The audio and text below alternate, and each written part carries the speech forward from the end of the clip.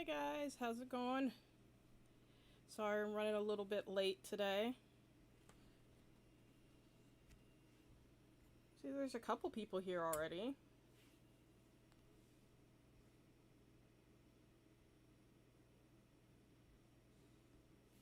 How you guys doing?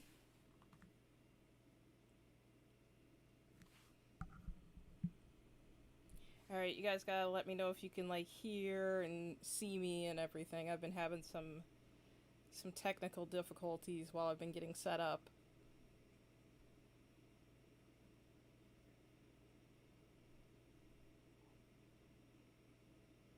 I said they made themselves some spicy ramen. That sounds amazing. Hang on, what is going on with the... Oop. Just gonna move this up here. There we go. Nope. Yep. Okay. Okay, someone said that they can hear me. That works. How is everybody doing on this lovely Sunday evening? I'm gonna be dying because it is super hot and I had to turn off my fans and my AC before I started because you can hear them super loud in the background. So by the end of this, I have a feeling that I am just gonna be like pouring down sweat. Which I'm already soaked because right before I started, I opened up a sparkling water and it exploded all over me.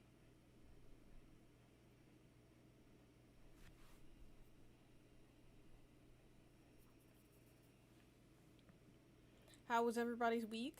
It's good to see everyone. Thank you for coming back. Thank you to everybody that checked out yesterday's video.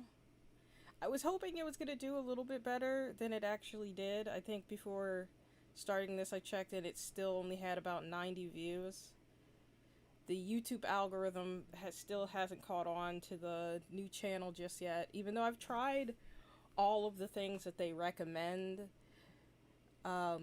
Because apparently they keep making changes to the algorithm and now tags don't matter. Then they said it's the description of the video that gets the algorithm to catch on to it, but that doesn't work anymore.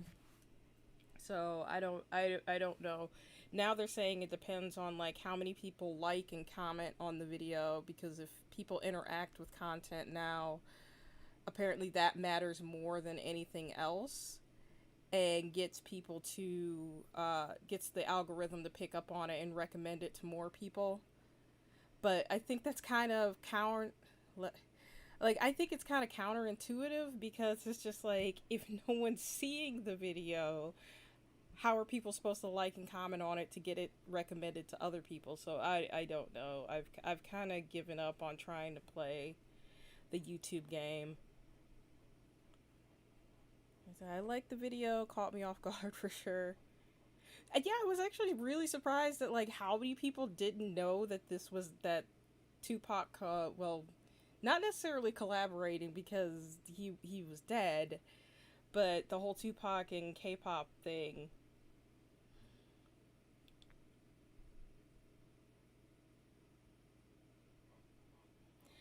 I'm hoping that the algorithm picks up a little bit more for the channel, because I'm really excited about next week's video. Um, it is honestly hands down one of my favorite videos I've made in a while, just because a lot of it caught me off guard, because I started out making one video, but the more I did like the research on it, the more I found out things that I didn't know ahead of time. And this particular person is now my favorite K-pop idol ever, and I think she's a motherfucking G, and I love her to death. So I'm very excited about next week's video.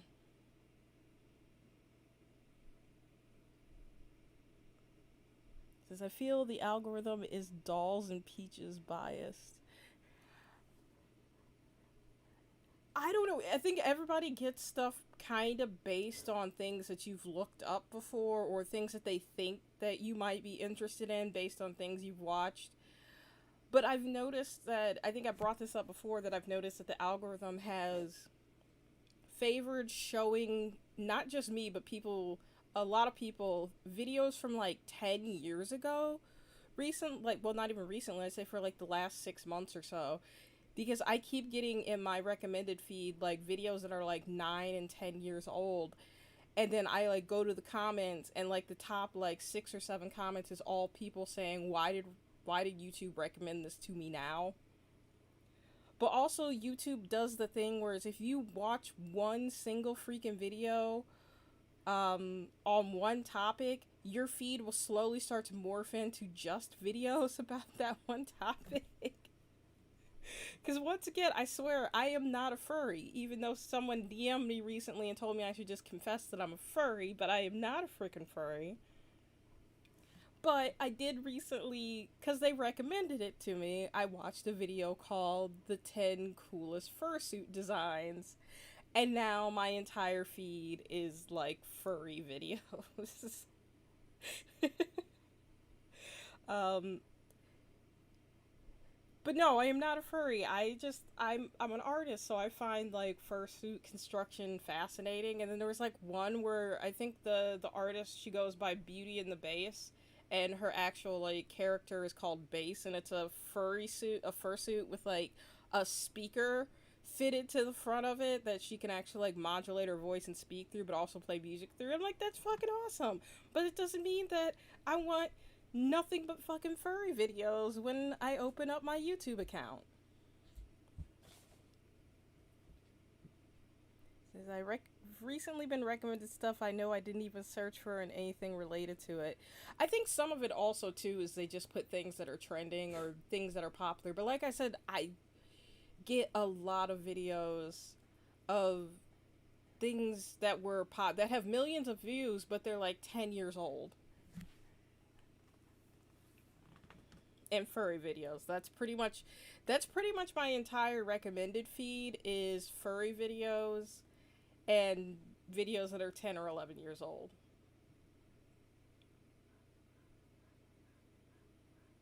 Like I actually have to search for even K-pop content most of the time when I log in.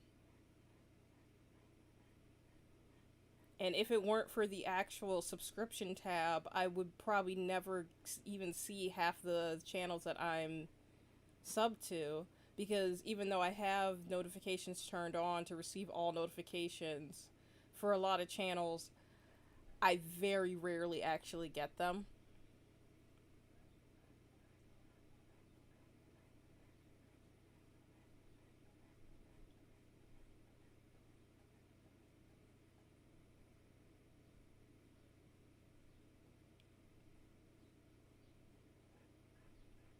Sorry, I'm getting a little alert here that the stream is lagging. Even though I changed my settings to try to fix that.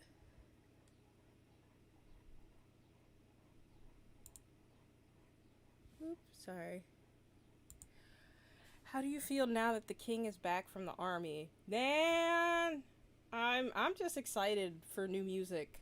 Like he posted a couple covers while he was in the army on his SoundCloud, but I'm very happy that Jungkook is back. I'm just waiting for some new music because I know he was working on some stuff even when he was enlisted. So I'm very excited for new music. I'm also really excited for him and Zello to do some stuff together and possibly Jong Up. Jong Up has been keeping all of us BAP fans fed for the last 2 years or so. In all honesty, like he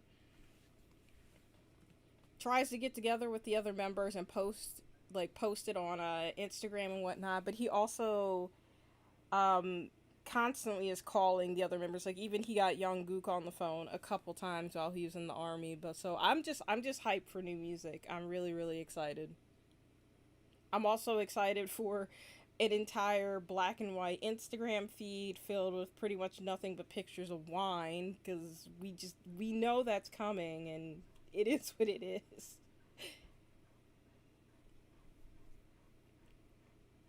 But speaking of the army, man, Taemin, I feel like Taemin is just doing the absolute most before he has to enlist, and I'm here. I'm 100% here for it. I was laughing because he posted a picture on Instagram of a truck that he was behind that had Taemin advice advertised in the window. And then Key commented on that post and said, "Oh, I didn't know you were behind me." Like, I love how they fuck with each other. I think it's hilarious.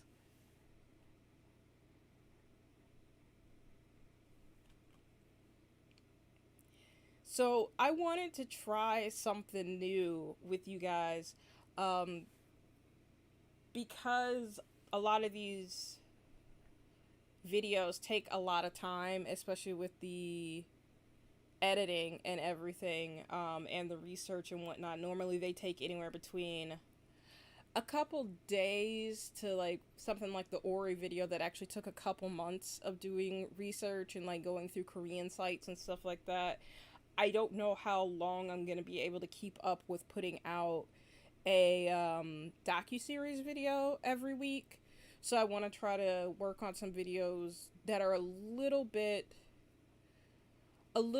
easier to make and a little bit shorter that I can put out in between the docu series videos just in case. Um like on a note of that, some of you have noted that they're shorter than the old videos, which I started doing because according to my analytics, most people don't watch my videos past like the first 3 to 4 minutes.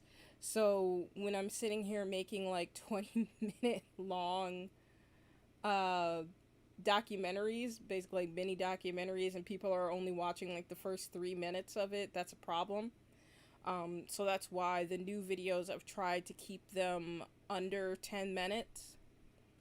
Um, so I'm trying to think of like other videos that I can make that are that'll maybe be like 3 to 5 minutes long. Um, just still in the weird category, kind of like my similar to my weird K-pop merch videos. Just on like the random things that I find while I'm doing research or just find by accident. So it said, so proud of Jong Up. He may have been memed for being clueless, but he knew how to keep everyone together. He did. He really did. He became.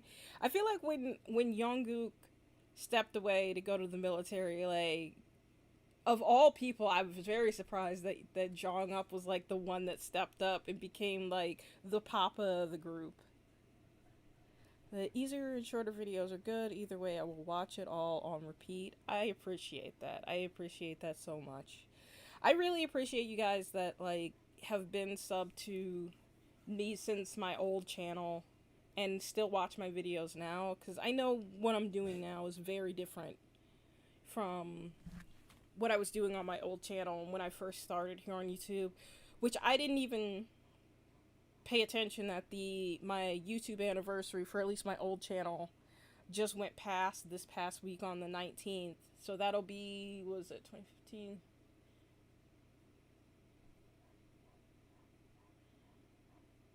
6 years. So that would be six, and celebrated 6 years on YouTube, I think. I can't math. Sorry.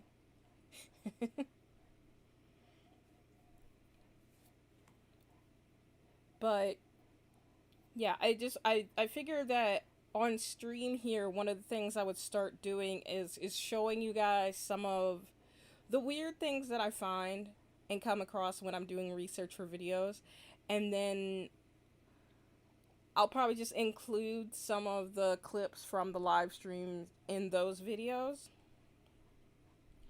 So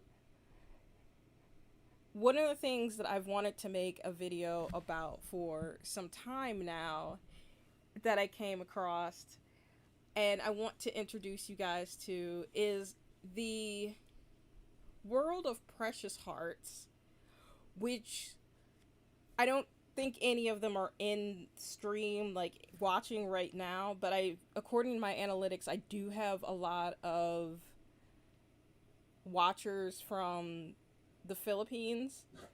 And this came to my attention from someone on Twitter that I follow that is from the Philippines, but there are these novels called Precious Hearts novels, and apparently they're romance novels that they're popular enough that they've actually spun off into a TV show.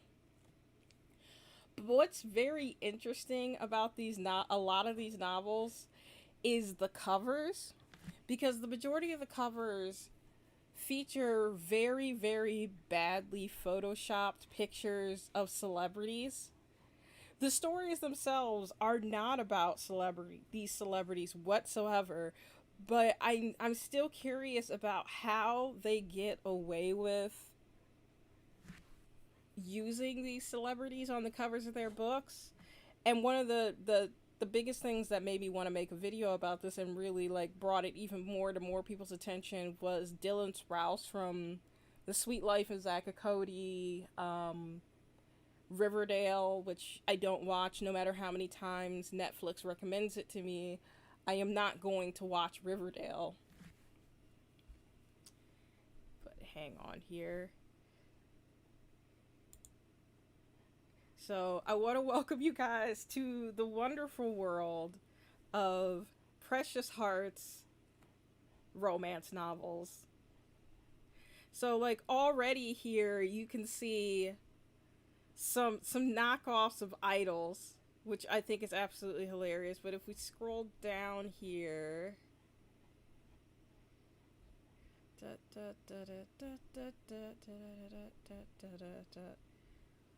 who's that? Who is this gentleman? This gentle sir right here. Loving Mr. Extra Dangerous. That's Kai. That is 100% Kai. But it's not though. It's not Kai. Hold on just a second here.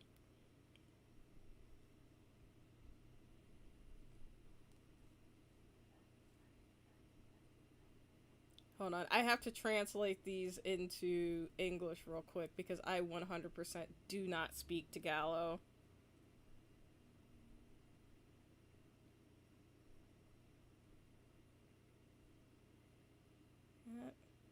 Let's see here.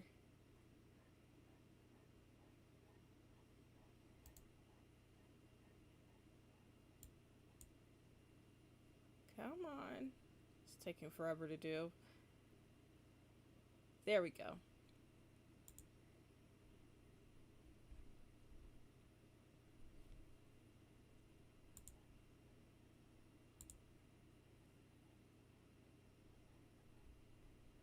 Sorry about that. This is, for some reason, my internet is being absolutely fucking terrible right now.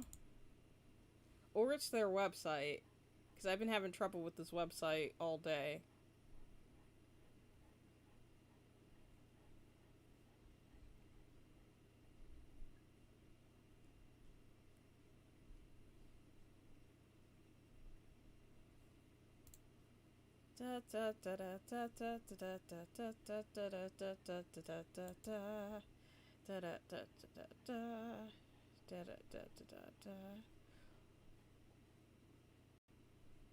Well, we can see here, this is another one. We've got knockoff Megan Fox over here on this cover. It's like, I really wonder how they get away.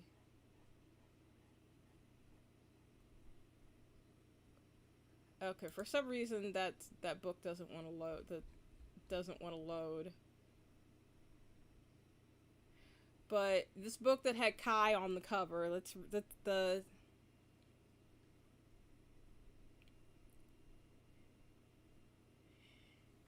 Okay, so this is the Loving Mr. Extra Dangerous that had Kai on the cover. It says, with the way you're blushing, I think we should get married soon.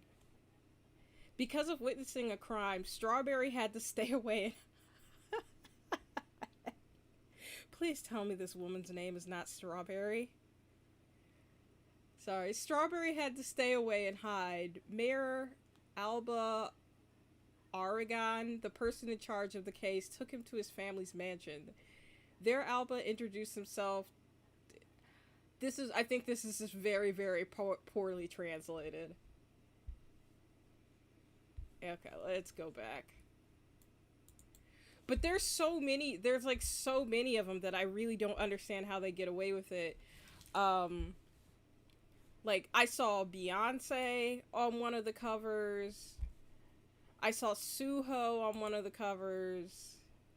Hang on, we're just gonna do this and switch.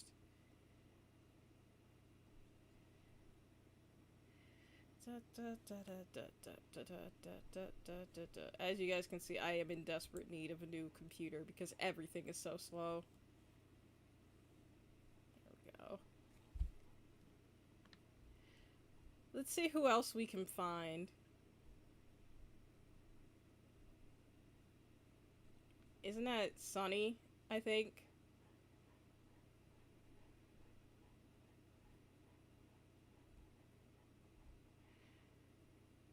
It's like some of them they don't even try.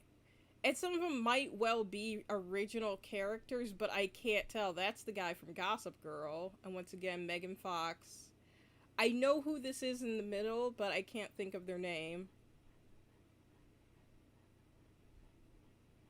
And like I said, these books have... That's Jensen Ackles from, fuck, wow, I am having, like, a complete brain fart here for a... You guys know who I'm talking about.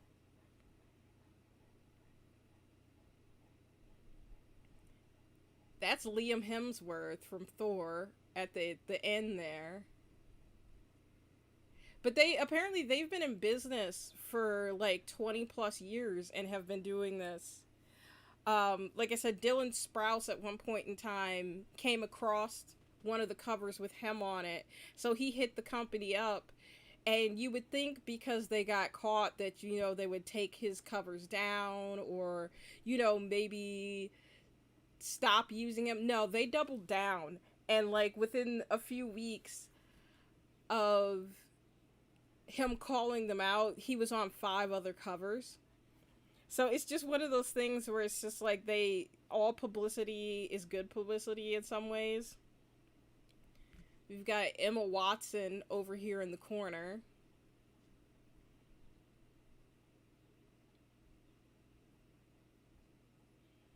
There's another one. Anne Hathaway.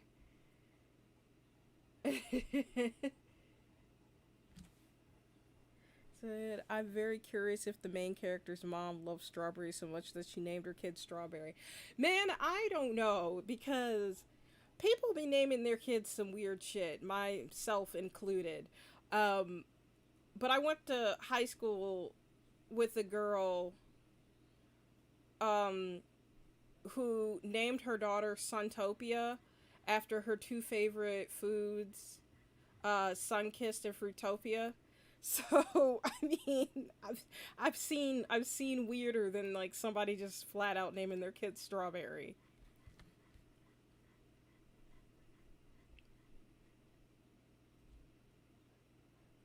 Yep. Then we got Suho.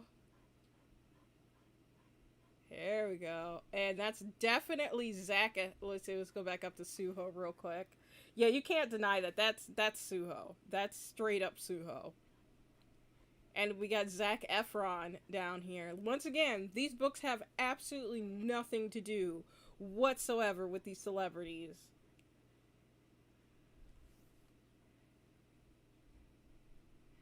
Like, I know in some countries there's an issue.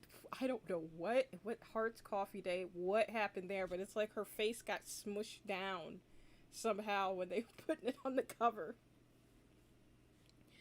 I know that international copyright is extremely messy, which I've found out myself from my own business dealings, but I don't know exactly how image rights work, like crossing borders. But even so, I can't see this being legal in any way. Oh boy. Some of these, like, they're so. That's. And then we got Beyonce, who apparently her name is Leona now. Come on, guys. You guys want to read a romance novel starring Beyonce? Let's see who else we can find. I'm sure that some of these are like other celebrities that I'm just not familiar. Another one of Emma Watson. Some of these are just celebrities that I'm just not familiar with whatsoever.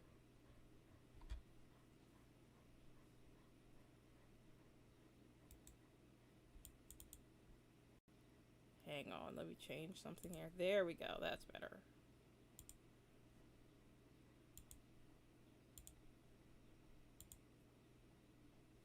And why did that disappear? Because everything doesn't work.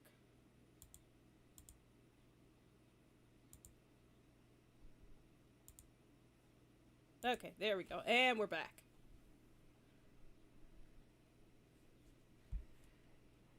Okay, now you guys can actually see my cursor. And then that's Dakota Johnson at the end there. And then I don't remember what her name is. The chick from Pitch Perfect. Anna something. Hi, Caitlin. Welcome. Welcome, welcome. We are checking out knockoff Filipino romance novel covers that feature bootleg, poorly photoshopped pictures of celebrities, including many, many K-pop idols. That's that one actor. I can't remember his name. Kim Jong something. I've noticed he's on a lot of these too.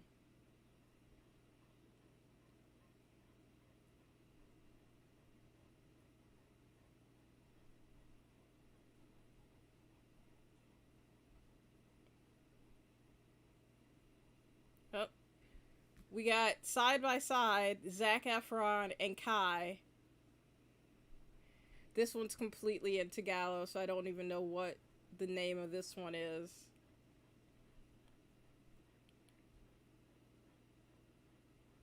Some of these just look so damn hit. I was like, what is the approval process of these covers?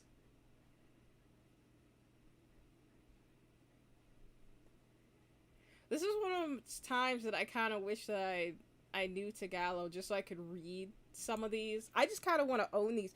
Apparently, the main place people find these is like in the Philippines at 7-Eleven. So just imagine you're like walking through 7-Eleven, grabbing yourself a bag of chips, and you just like happen to look over and see Kai's face staring at you, like a very bad rendering of Kai's face staring at you. There's that actor again. I can't tell who that's supposed to be at the end there, but she looks familiar.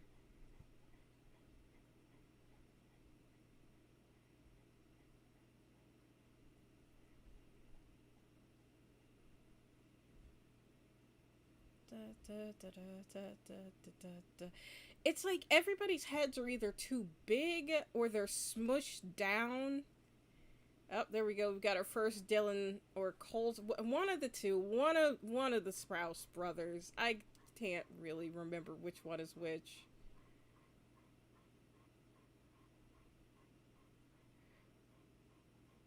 We've got a Hunger Games knockoff over there.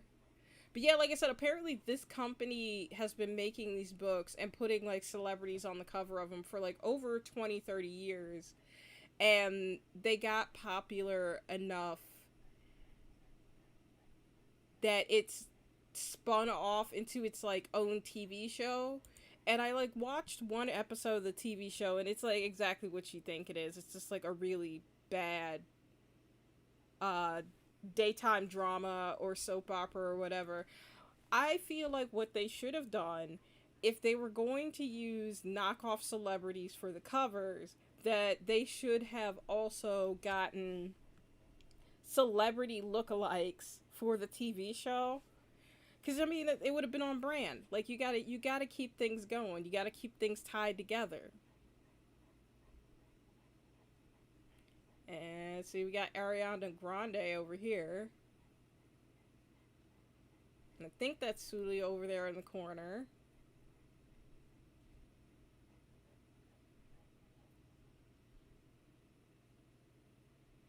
What happened? I I'm pretty sure in the middle there that that's supposed to be Ariana Grande again. What happened to her neck? Like who stole her neck? Oh, someone said the stream is lagging a bit. Sorry about that. Hang on, let's see if there's anything I can do real quick.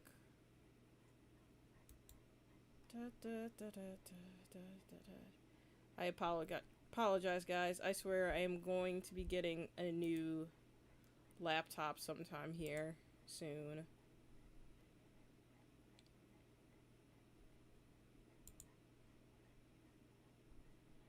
Okay. Hopefully that fixes things a little bit and helps a little.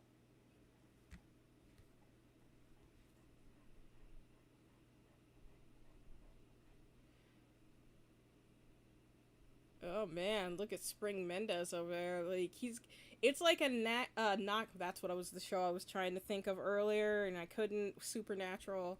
It looks like a knockoff Castiel from Supernatural. I'm pretty sure that's supposed to be Jason Momoa. A very young, less grizzled Jason Momoa, maybe. Someone said Anna Kendrick. Yeah, Anna Kendrick. Okay, that. It's like these names and faces, they're in my head. They're just taking forever to be unlocked. And then that's the chick from Smallville that was involved with that cult. Not Shirley Appleby. I can't remember. I'm terrible with names. Like, I never forget a face, but I am absolutely horrible when it comes to names.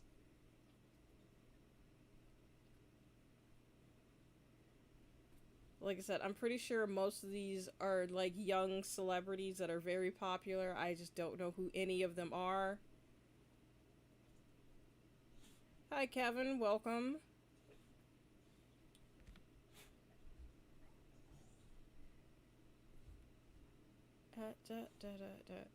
As I'm scrolling through here, if you guys recognize anybody that I don't call out, say something in the chat, because like I said, I know faces, but I am terrible with names.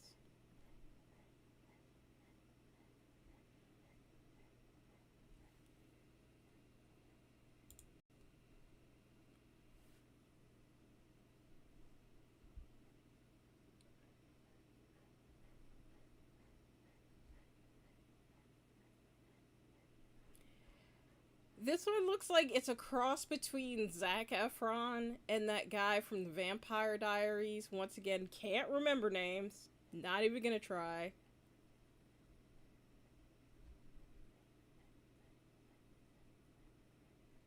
Who is this? The one at the end, Joan MQ. I recognize that. I recognize her, but I can't think of her name. There is several that were,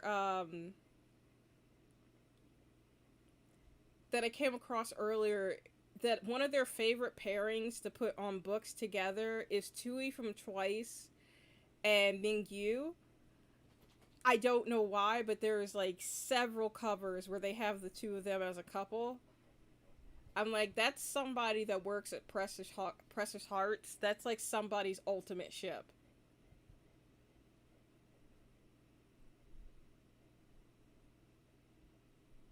I recognize her too. Heart on Grid. Like, she's an older, like, first gen idol. And then we've got Henry Cavill. They should have gave him his mustache.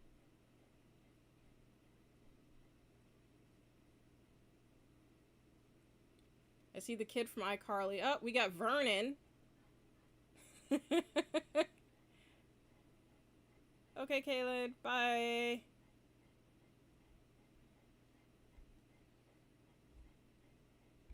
There we go. That was the one I was... Nope, that's not it. Never mind. That's the other chick from Gossip Girl. I recognize the chick at the end too, but I don't know her name.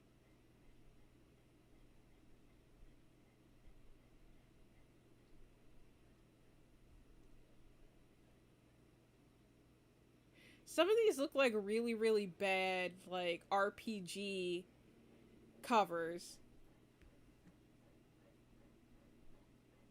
You know, this made me realize they could have made the 50 Shades books into a series in that case. You know what? I would not be 100%, like, I would not be surprised at all if in a couple years they did decide to try to make 50 Shades of Grey again into, like, a TV series.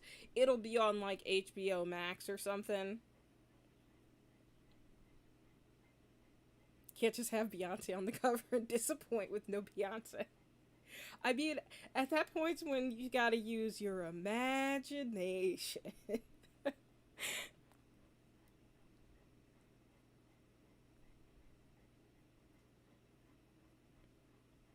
But some of these, like, they're just so bad that, like, you would think the publisher would have went, you know, we gotta work on the artwork, like that. We can't just put that out. But I mean, if they're just selling them for like $4 a pop on the shelf at 7-Eleven, I mean, it is what it is, I guess.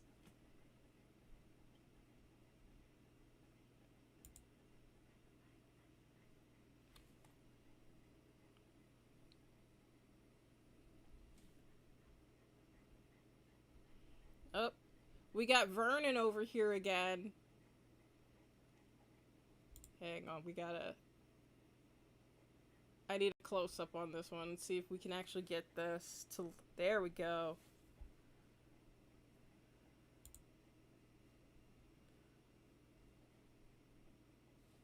Hang on here. Whoop. Da da da da da da da da. Let's bring this over for a second. There we go.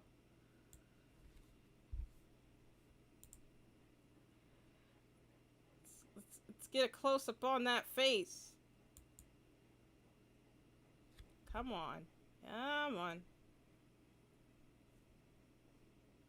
There we go. That's it's that it's an interesting Photoshop. That was a choice. That was definitely a choice. Let's see if we can translate this into English real quick.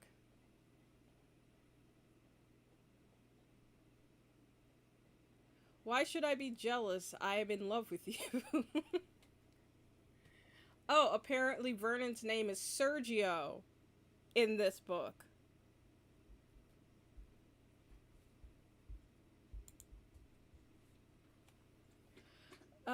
I don't understand. I don't understand how they get away with it. It's just, you guys can probably hear Remy in the background drinking water. Sorry about that.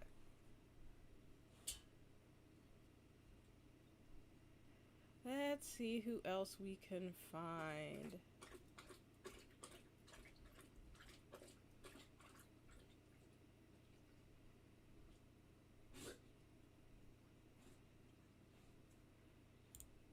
Got a little bit of TVXQ action happening over here.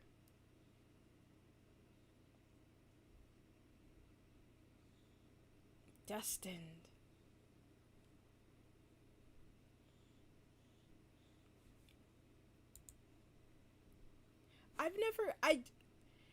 I know a lot of people like them, and I guess it's the same thing really with like fan fiction and whatnot, but I've never gotten into romance novels. Like, I find them incredibly cheesy.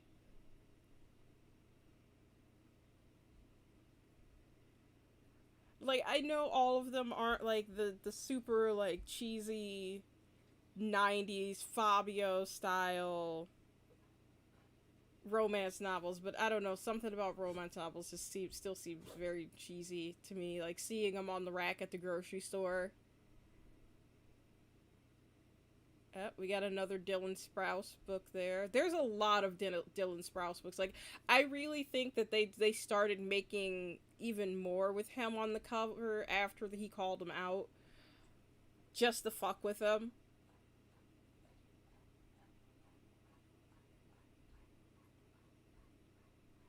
Some of these just look so weird. Like, this whole set here reminds me of like really bad late 90s and early 2000s like CD-ROM games.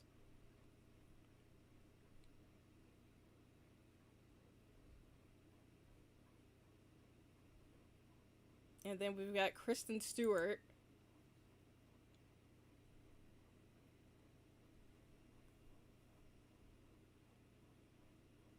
More Dylan Sprouse. I'm pretty sure that's not Sean Penn. What's his name? Where is it, Sean Penn? I can't remember his name. Older actor.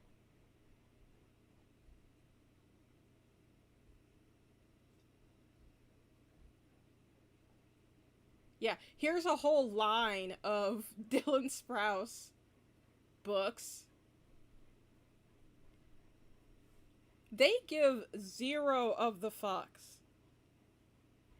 Now, as far as like the content of these books, like I was reading that originally they would have authors submit works and whatnot to be published. And then they had a couple of in-house writers. Now they legitimately just get writers from Wattpad that write like fan fiction and whatnot to actually write these books. And they apparently churn out like 30 some odd books a month in this series. I mean, get that bag, but can you try to at least do it somewhat legally? I don't know.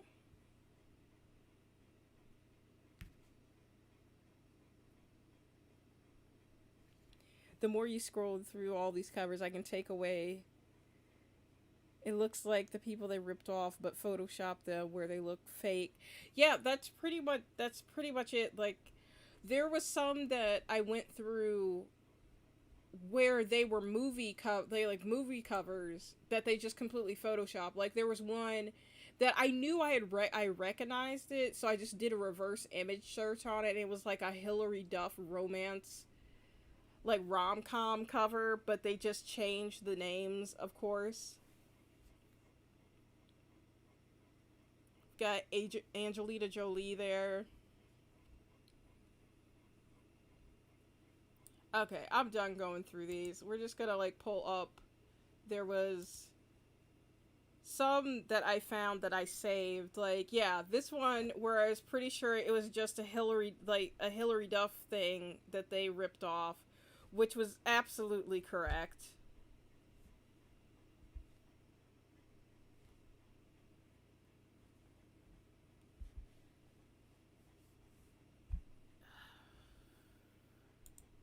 My laptop is being all kinds of stupid today.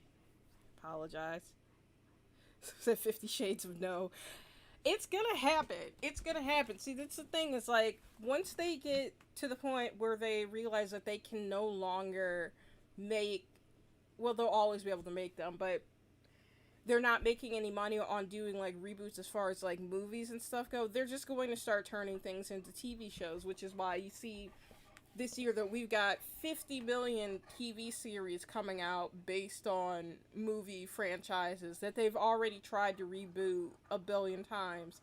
So no matter what, it's gonna happen. Like 50 Shades of Grey is going to be turned into a long running series. Hi, Remy.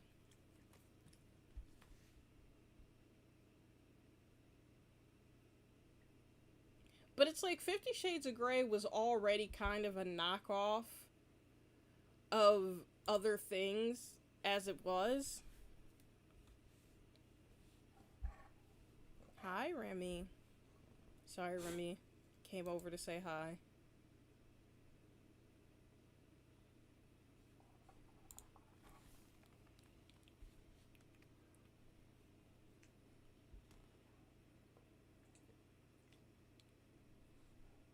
What's everybody been watching lately? Like, before I jumped on here, I was, starting The Promised Neverland Season 2. I put off watching it. Hi, Remy. I put off watching it because I heard that it was so bad. Um, but I only just started the first episode, so I don't know how bad it is yet. Like I don't watch a ton of anime. I'm what I believe the scientific term is a filthy casual. So I don't watch a ton of anime, but I do try to like pick up one or two shows every season.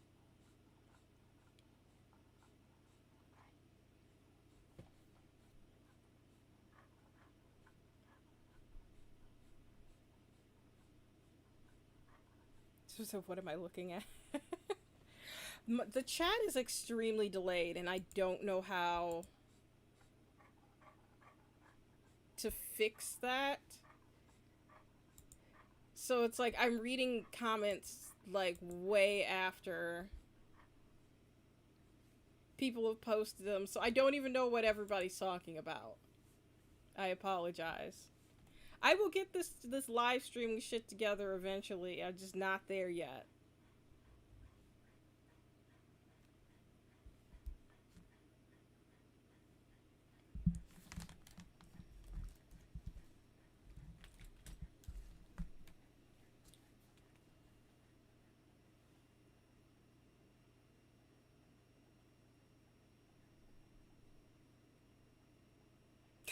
Thank you for that explanation. Bad Filipino romance novels you can get at local 7-Eleven for $5. There's a lot more to it. Like I said, I'm going to make a full video about the history of the company and whatnot. But yeah, that's pretty much the gist of it. Like, they're apparently just really bad knockoff novels that you can get at 7-Eleven that sometimes feature K-pop idols, even though the books themselves have nothing to do with them. It's kind of like when you ask your mom for K-pop and she's like, "No, we've got K-pop at home," and then these romance novels are the K-pop at home.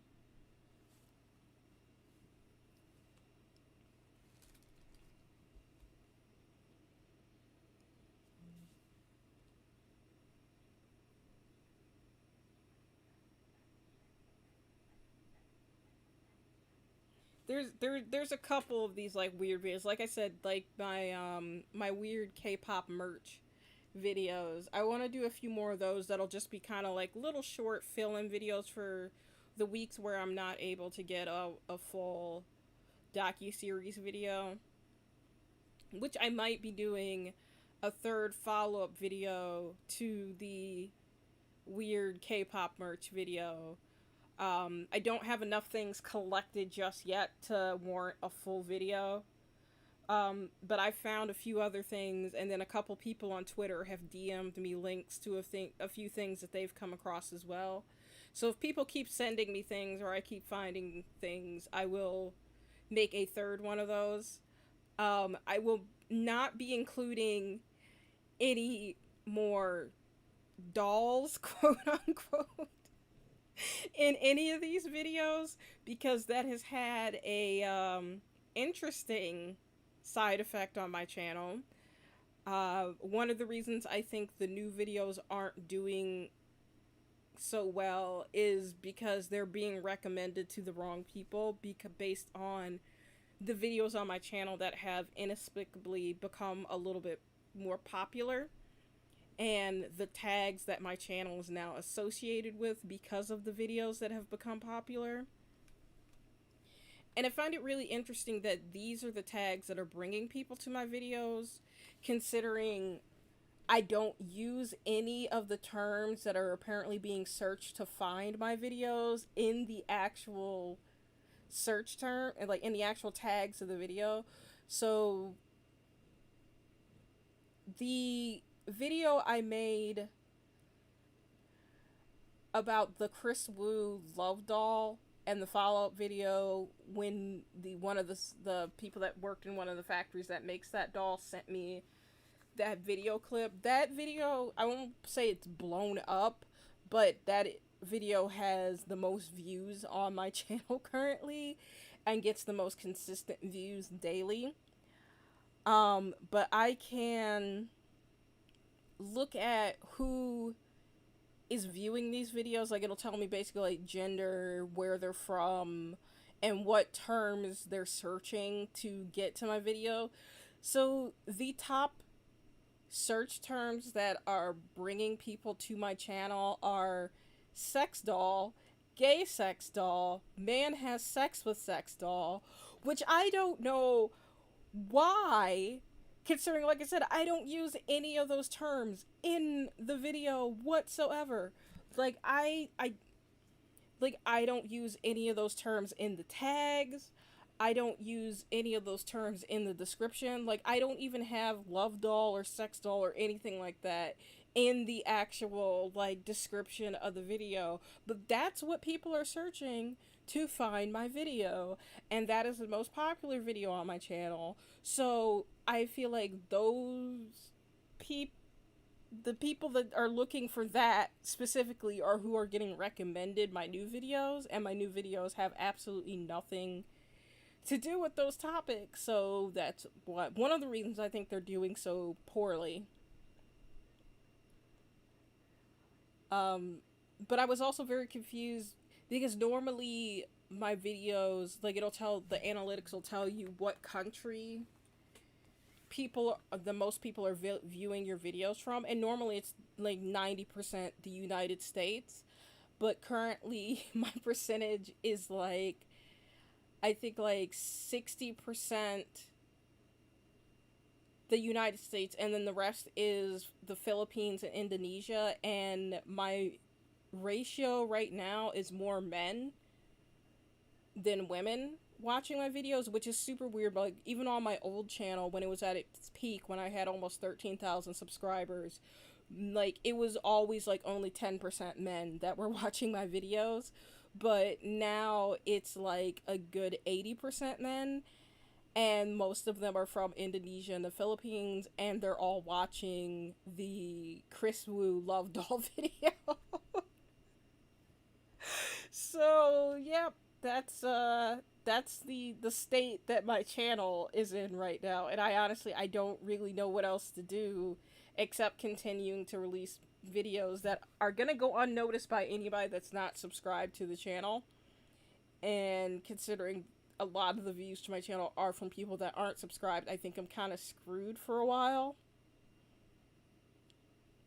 So instead of seeing weirder stuff on Wattpad, like I said, it's funny that you say Wattpad because this company actually hires several people from Wattpad to write books for them.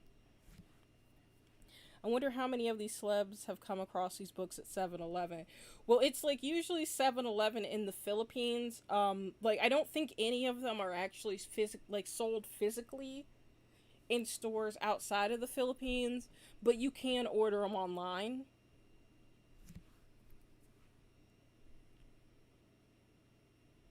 I mean, the fact that a fan actually sent Chanyeol fanfic about him still lives rent free.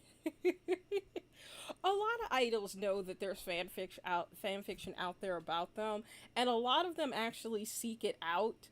Like I've talked about in the past about several people that have talked about like fanfic that they've been in. Like my favorite is still always Taeil and Pio from Block B, where Taeil says that he constantly like he looks up fan fiction about them, and he's upset that they always do like slash pairings between him and Pio, and he's always the girl. Or Zico looking up fan fiction of himself and looking up specifically smut fan fiction and just thinking it's not dirty enough.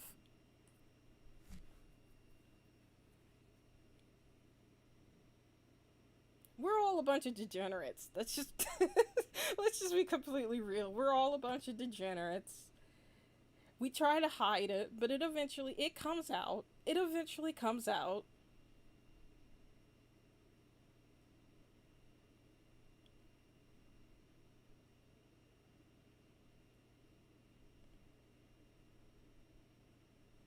It's like even idols get a little horny on main sometimes.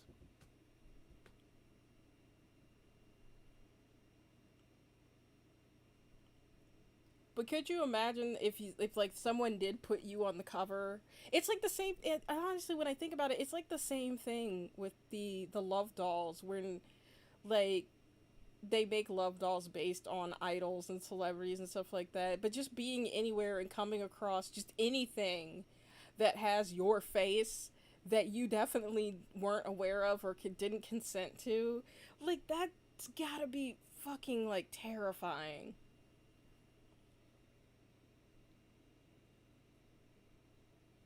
Short filler episodes, truly, this is like an ongoing anime series. I mean, I my channel is already an isekai.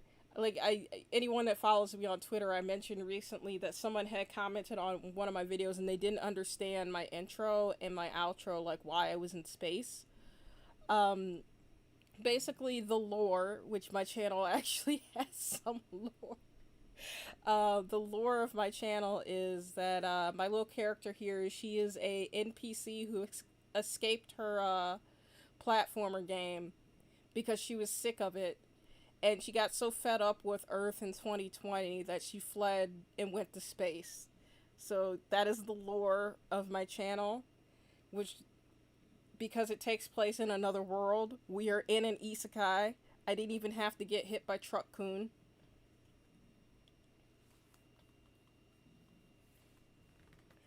So they just finished watching the Demon Slayer movie. Nice.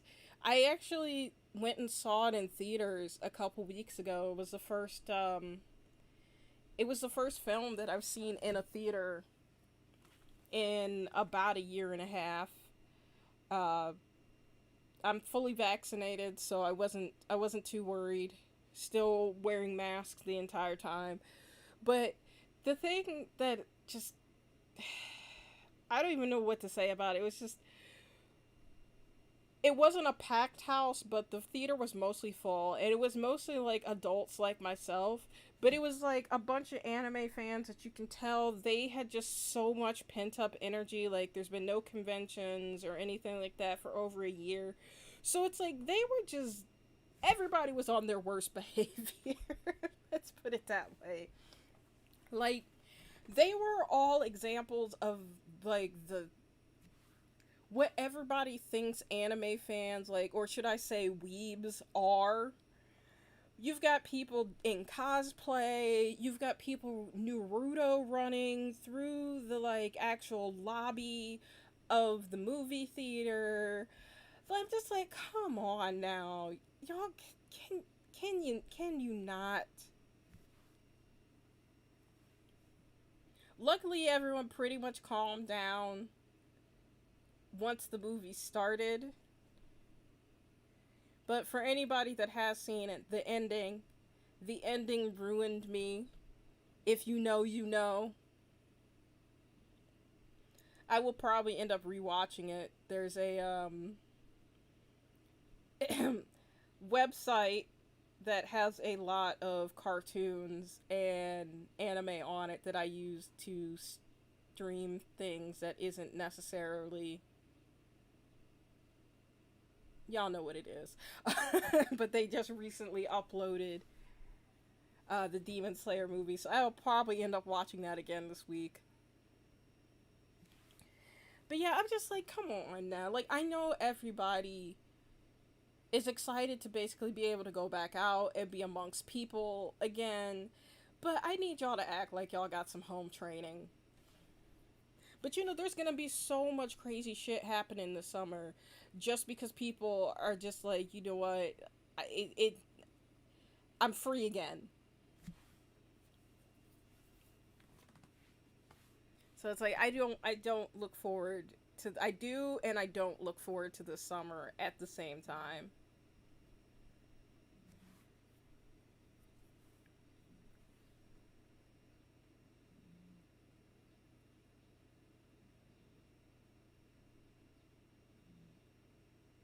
I am excited for Demon Slayer season 2, even though I know it's going to be a very, very long time before we actually get it.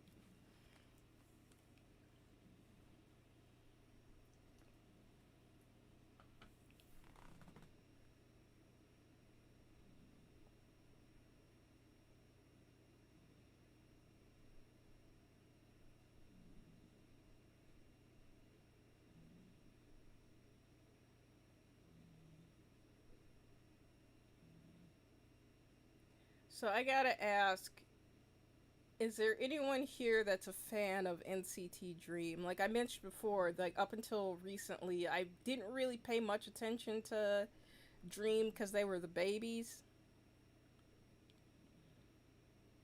and I'm not trying to go to jail.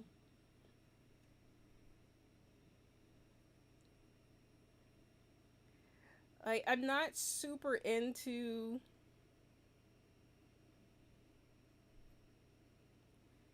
hot sauce, but so I'm not gonna lie, some of the members are serving some looks like Renjun. I never know how to pronounce his name correctly. I've heard Rejun, I've heard Renjun like a couple times. Like I don't know exactly how you're supposed to pronounce it. But that like gray undercut that they gave him, I'm not mad at it. Like I'm 100% okay with it.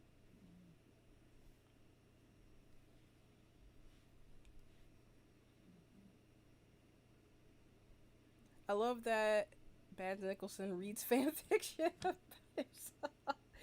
You know what? Mads Nicholson, he is an attractive older gentleman. Um, like generally, I'm more attracted to guys that are around my age. Sometimes because of K-pop, usually sometimes younger than me. But Mads Nicholson is an attractive older gentleman that could definitely get it.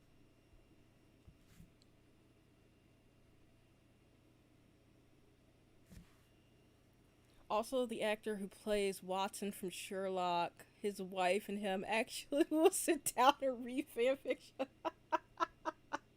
That's some interesting foreplay right there. Like, hey baby, hey, why don't you go get the laptop? I'll settle in the bed, and we can sit down and read some fan fiction about you.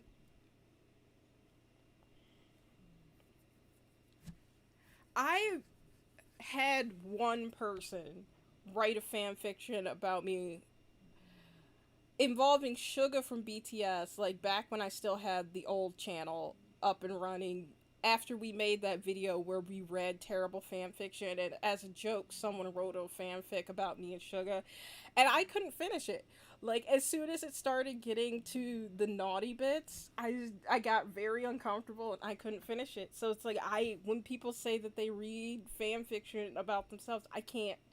But that's also assuming that I think because this is the way that K-pop fandom has trained me, I just automatically think that all fan fiction is dirty when it's definitely not. There's a lot of fluff out there.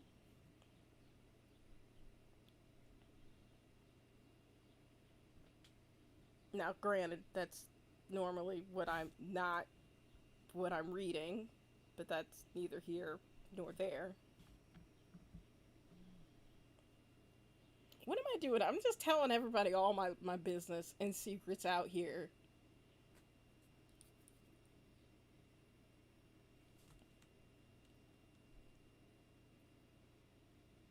One of my friends, Teresa, rest in peace, that passed away a few years ago. She was older. She was actually in her 50s, and she had a adoptive son that lived with her.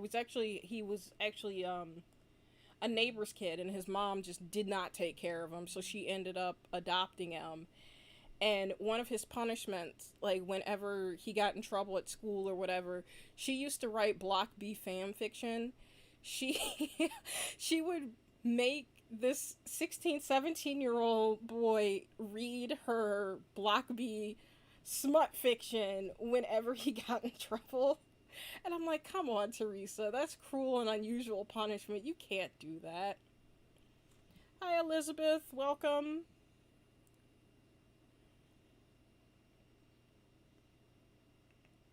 Oh, you know, I got an F, man. Oh, what'd your mom do? She made me read K-pop fan fiction.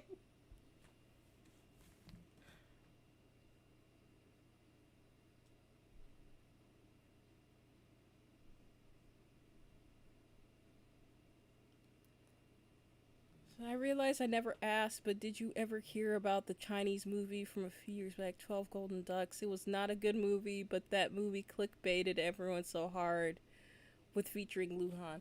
I don't think I've actually heard of that one, but Luhan has been in quite a few really bad movies. Like, he needs to fire his agent. But apparently, just Chinese cinema in general in like recent years has been on the decline. Um, oh god, I can't remember. I think it's Accented Cinema is the name of the YouTube channel. Um, he does like really awesome like video essays on well cinema, and he was recently talking about how Chinese cinema has declined in recent years because of them basically trying to like copy a lot of things that Hollywood is doing instead of kind of doing their own thing. It's a really interesting like video. Because the guy himself is Chinese that presents the videos, and he was kind of just breaking down Chinese cinema for the last couple years. Wondering for anyone who looks up the movie because I saw it in theater with my best friend. The beginning of the movie was extremely wild. That's all I'll say. Damn it! Now I'm gonna have to look it up when I get off of here. I'll have to look and see if it's on. I don't want to say these sites because I don't want to get in trouble for like trying to tell people to go to bootleg sites to look things up. But let's just say it's Asian.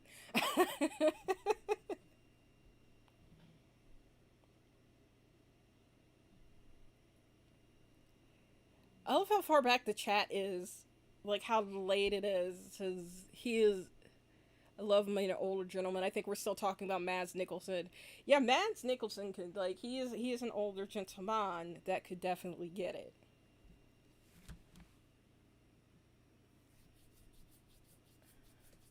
There's not a lot of older guys that I'm just like, yes, sir.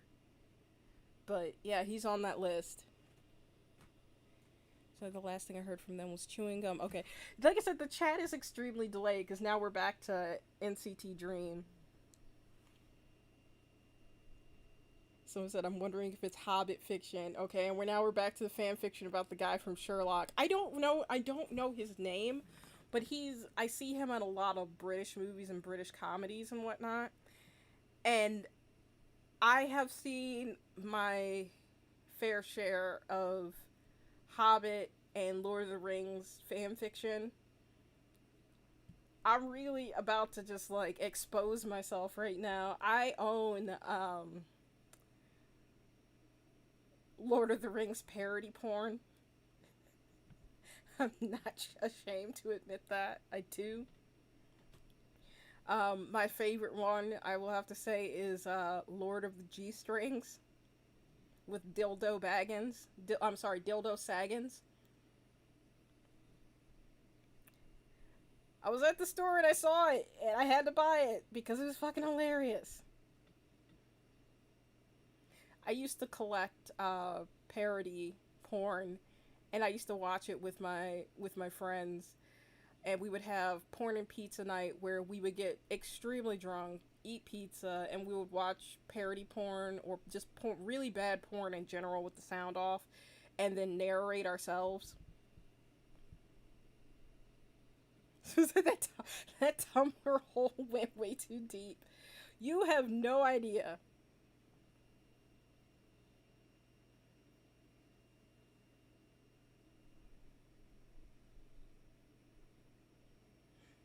So to talk about punishment making your child read fanfic.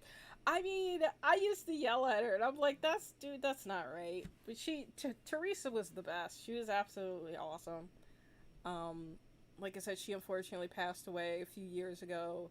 She had like I said, she was in her mid-50s, and she had a lot of health issues.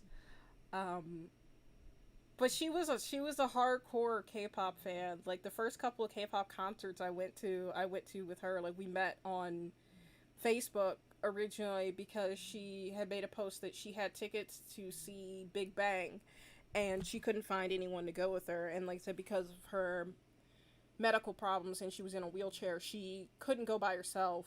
and her daughter didn't want to go. Like, she was a K-pop fan, but her daughter definitely was not. Um, and since we were both from Cleveland, we ended up meeting up beforehand just so I'd make sure she wasn't a crazy person and she wasn't gonna like try to kill me while we were in Chicago. But after that, we ended up going to 3 other shows together. After that, security guard had to keep her from trying to like steal Taeyil from Block B and roll away with him on her wheelchair. She was great. She really, really was.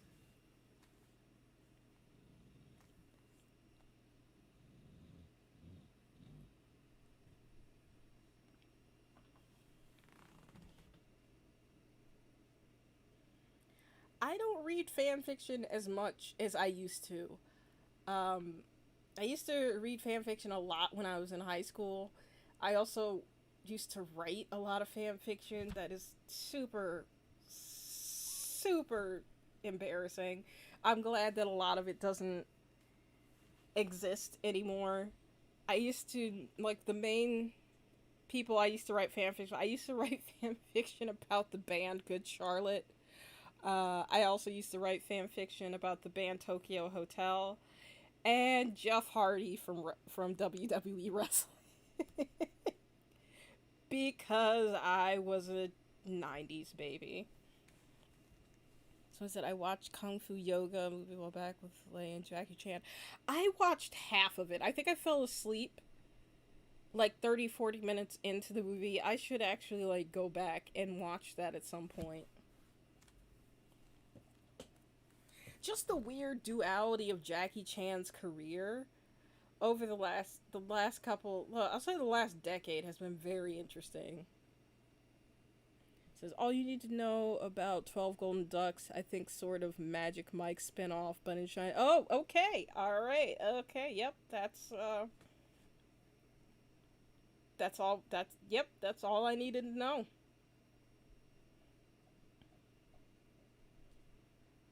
Why haven't we gotten more Magic Mike style movies? That's one thing that I'm actually very surprised about. And I don't mean like I've seen quite a few. Well, when I say seen, I haven't actually watched them, but I have like seen video covers for like knockoff straight to DVD Magic Mike movies. But I mean, how have we not had more like Magic Mike in theater type movies?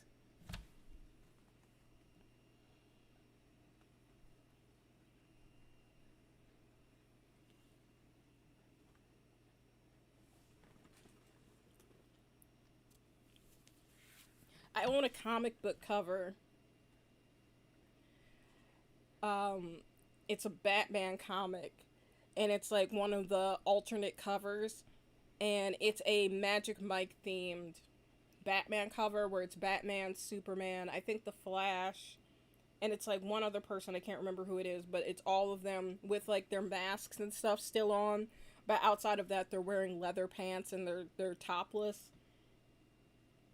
It was one of my favorite comic books of all time, and I will never sell it because it's absolutely fucking hilarious. Like whoever the artist was for that comic, they had themselves a great time. But it's hilarious because the cover has absolutely nothing to do with the story in the actual book.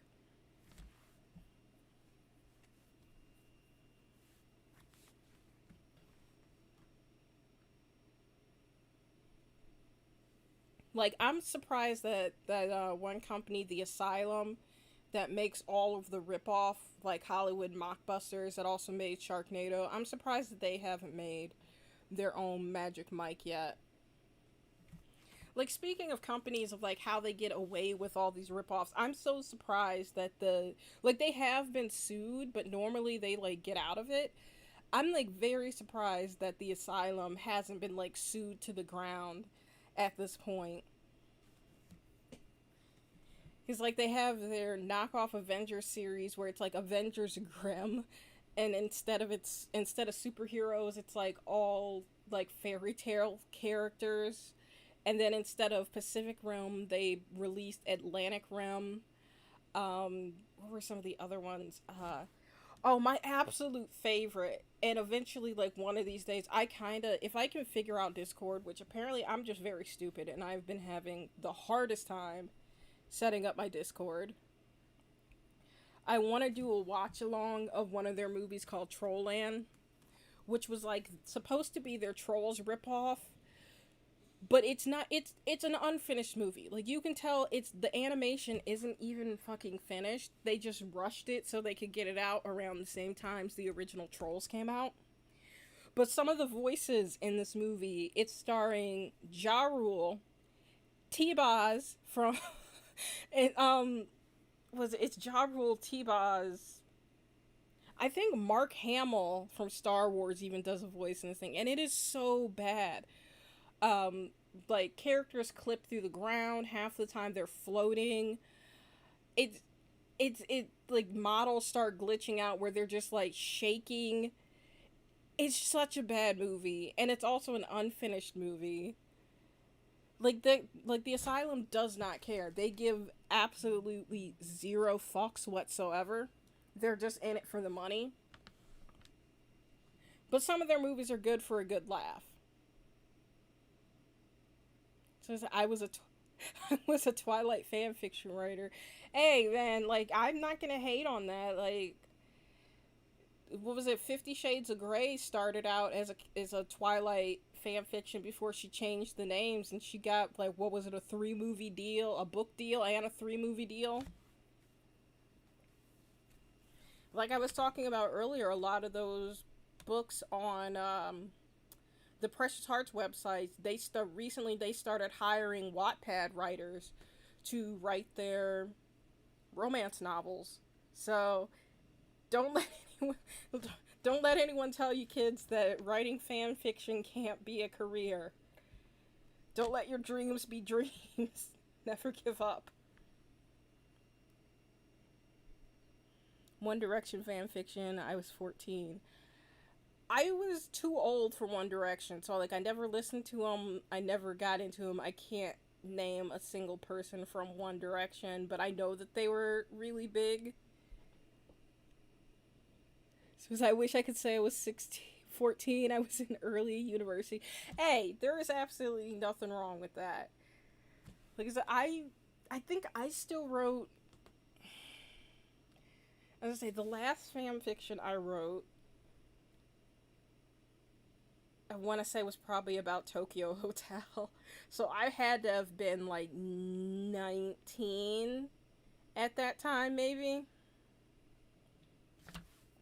So I said I made my friend watch your Magic Mike XO trailer. And asked why wasn't it a real thing. I'm still trying to figure out why it's not a real thing, but hey, at this point, Kai and Sehun, like they're like one pair of leather pants away from basically doing like a whole Playgirl spread, so it may not be too far off.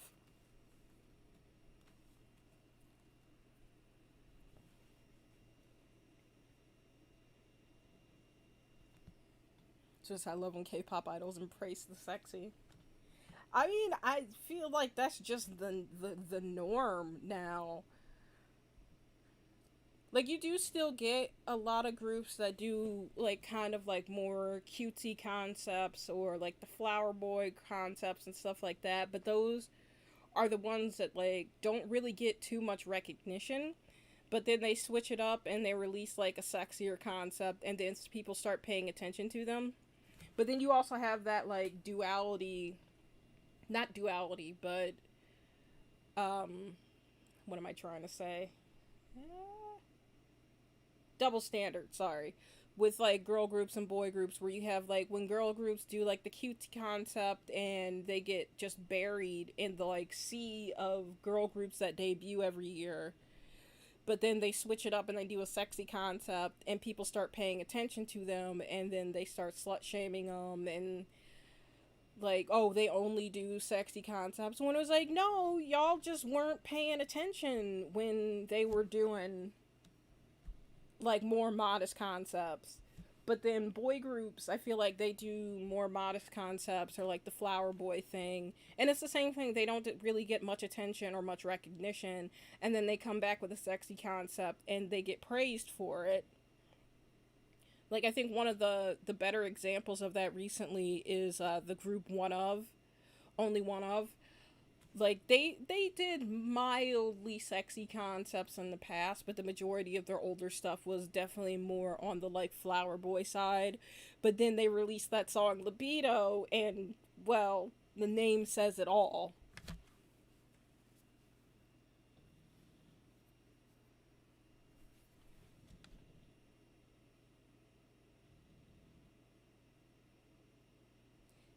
K-pop has always had double standards, and it's always going to, which sucks. But I mean, that's just the nature of the music industry in general.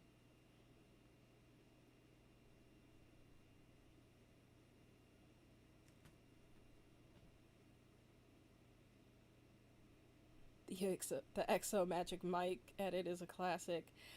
I want to get back to making like little short skits. Like, I think I might try to start doing that, since I finally now have actual access to the YouTube Shorts thing.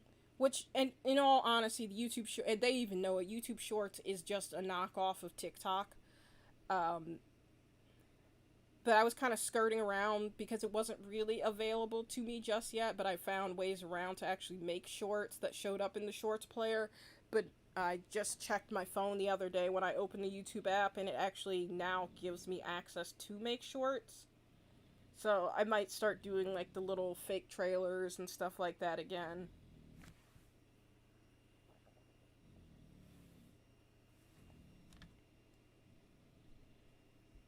Rhapsody Street Kids believe in Santa is the worst holiday special we've ever seen. Okay, I really want to do a watch along to that. Like, I've seen so many YouTubers make videos about this movie, but I've never actually sat down and watched it myself. But there is a free site that I found that has it. From what I have seen of it, it looks pretty fucking bad. But I will say, I'm pretty sure Trollland is so much worse. If I didn't think that the stream would start lagging like really really bad, I would pull up the trailer. But I'm pretty sure the stream would start lagging. But when this is over, you guys should look up the trailer for Trollland. Like, it is so bad. Like I said, it's an unfinished movie. Like, legitimately, the color, like the skin color of the characters changes multiple times throughout the movie. There's models that say that they're laying down to take a nap, and like their model is clipping so bad that you can see their eyes clipping through their eyelids. And like I said, it's also just hilarious hearing Ja Rule's voice come out of a troll.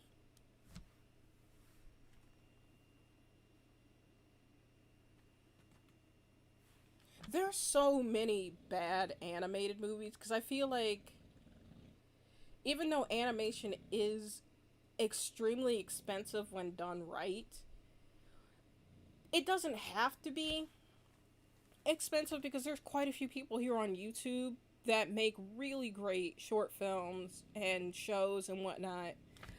But because everybody can have access to some type of animation software nowadays, I feel like the like amount of crap animation that comes out and gets not even just straight to DVD, but like some things that go to theaters too.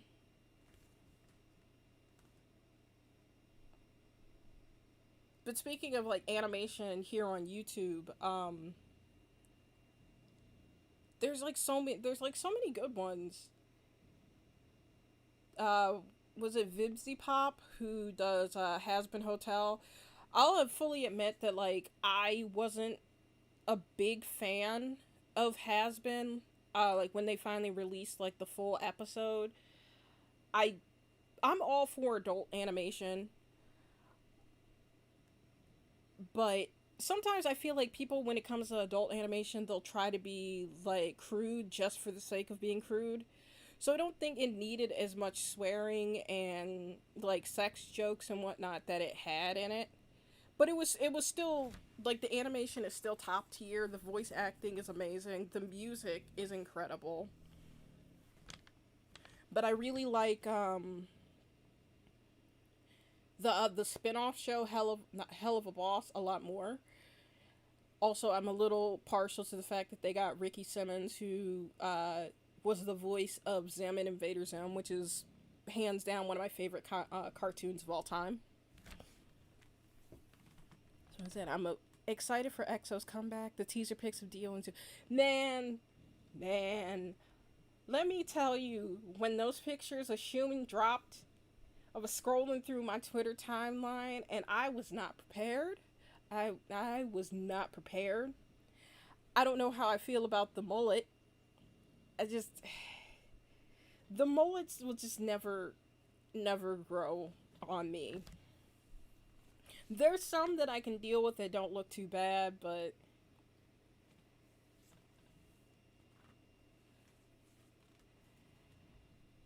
I've missed Human. Like he was one of my first EXO biases.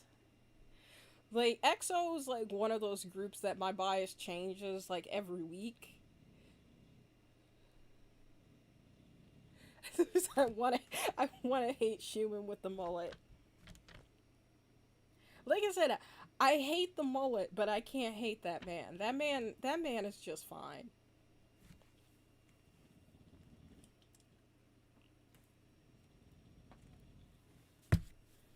I'm excited about an EXO comeback.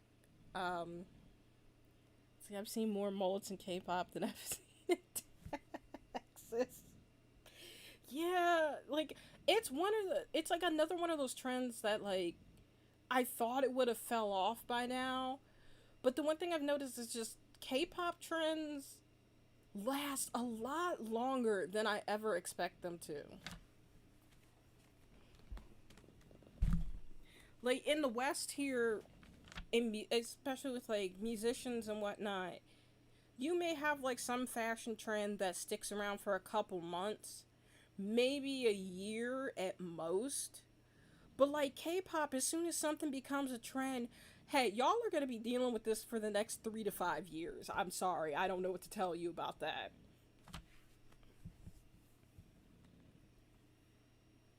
Normally, I don't like any idol on a mullet, but even I was like, okay, Shumi can pull this off. I mean, the man can do no wrong.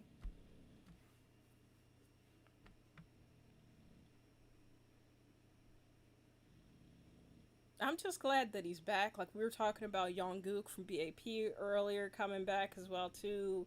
Like I'm just excited for everybody. We're getting back from the military right now, but I'm also really sad about everybody that we're losing to the military right now too.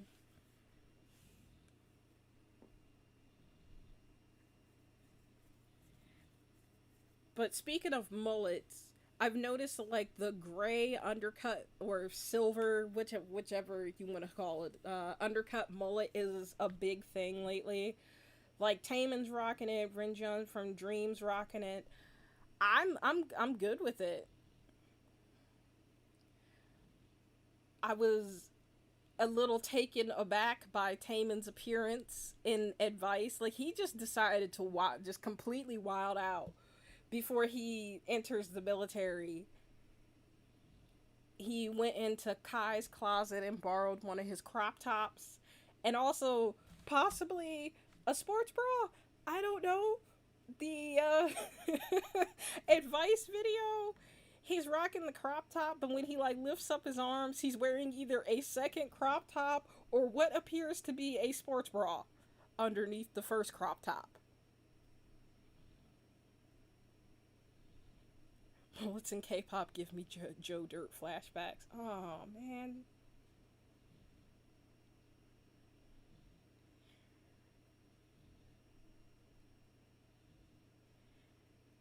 Schumann performing his version of Obsession. That yeah, Obsession. I was really sad that Schumann was not around for. Obsession promotions and for that MV. I don't know if I would have survived if Schumann would have been around for the original promotions of Obsession. Like that's two things that I was just like owes us is Schumann performing Obsession, and at some point when he finds his way back to Korea, I still need to see Lay perform the Eve. That is just a requirement. Like at some point when they do get Lay to come back and do something with XO, I need all of them performing the Eve. Sylvia said, I love Joe Dirt. I love Joe Dirt, the movie, but it's just, I'm thinking about that bad mullet wig that David Spade wore throughout that movie. That's why your name's Joe Dirt. That's why your name's Joe Dirt. I haven't seen, oh god, I'm gonna have to look that up and watch it. I haven't seen that movie in, like, probably a good, like, 10 years.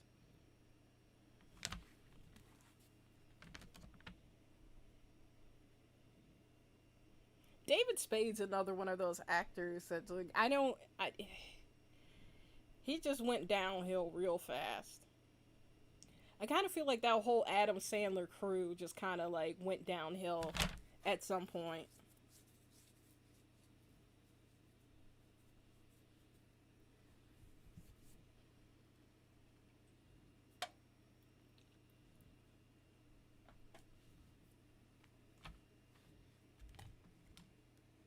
I'm sad though that we're not going to get like a full EXO comeback for a very, very long time.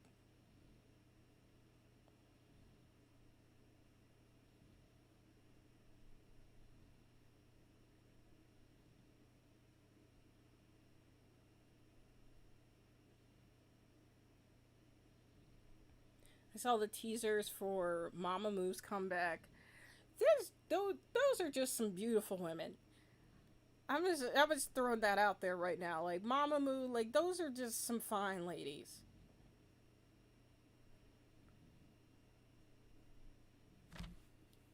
Hasa is on my list of like there. I have a small list of like ladies that could get it, and she's on that list, very close to the top. Like I love her.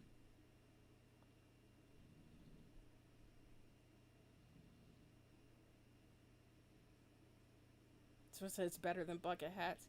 I don't know about that. Like I'm just not a fan of bucket hats. Like I feel like you can at least make a mullet stylish. Bucket hats. I just don't really think bucket hats look good on anybody. Just I low key like bucket hats.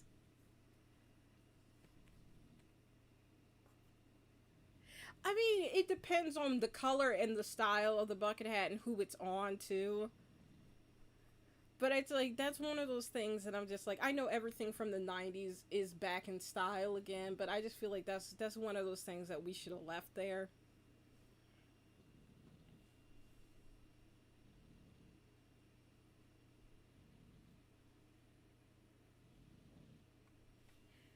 I'm also happy to see some of my favorite idols returning. I swear to you, Dio. I'm pretty sure that they're already working on a solo album for him.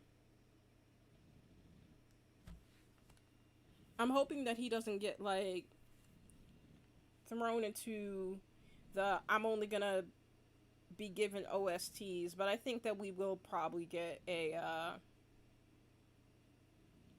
we'll probably get a solo album from Dio this year. I was taken aback as well.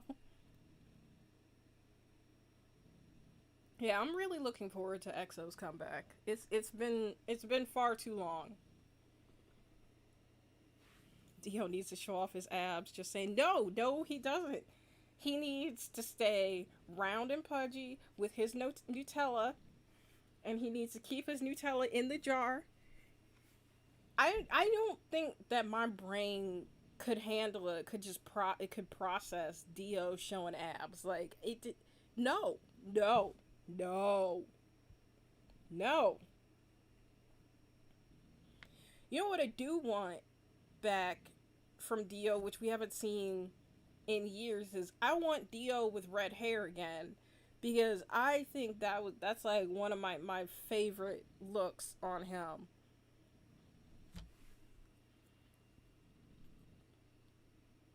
Like, as much as I love seeing abs from idols, there's like a few that I'm just like, yeah, nope, can't do it. Like, my brain just cannot process that. Like, no, you put your clothes back on. Like, Dio's up there, Mark from NCT is up there.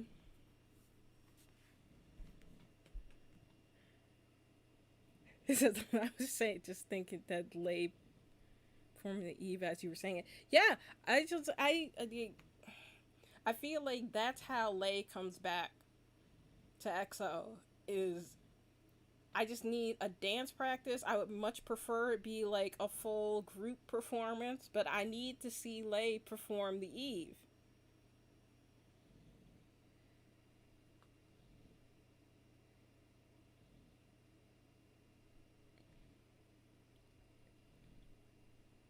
My friend, that why Lay will forever be my bias record was pretty much a PowerPoint presentation. Can we talk about what's okay? Key in the don't call the whole like, I really wanted to make a reaction video for Don't Call Me, even if it was just using my little character here, but I just never got around to it, and just ended up watching the video. I feel like Key went to the stylist and was like, "I want to look like the Crow," and they misunderstood him and they put a whole ass bird on his head. It wasn't even like a bird's nest like we joke around about when people have bad hair. They put a whole ass bird on that man's head.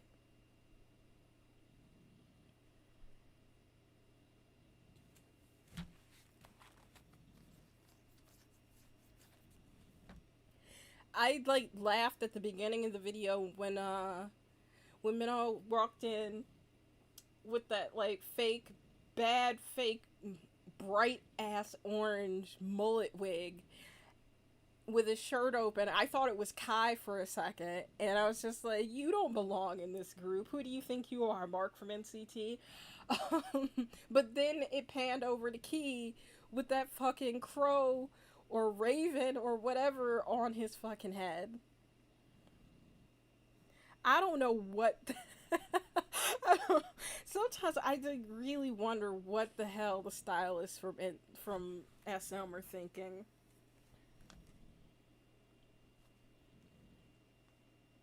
Dio is an aggressive serial killer of a penguin from hell, but we stan him. True, true. Hi, Tammy. Welcome.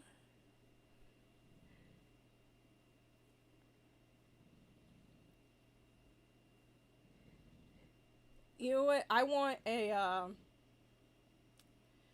drama starring Dio and Leo from VIX. I want it to be kind of like a crime drama, because I feel like they have very similar, like, I hate everyone style personalities.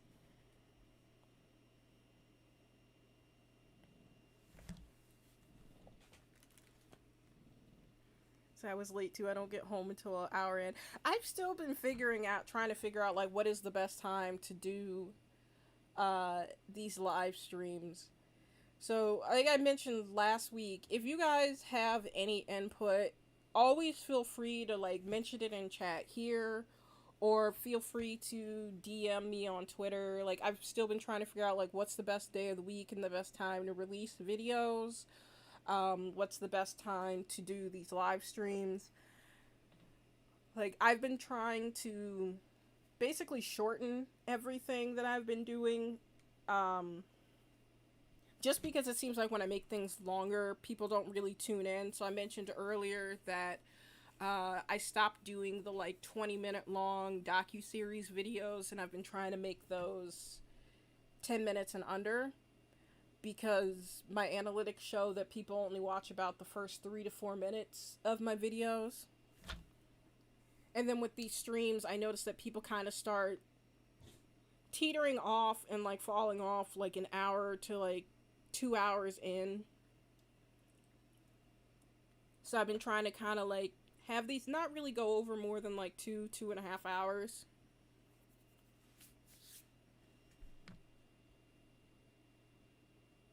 Oh god damn it. Remy just farted and it's terrible.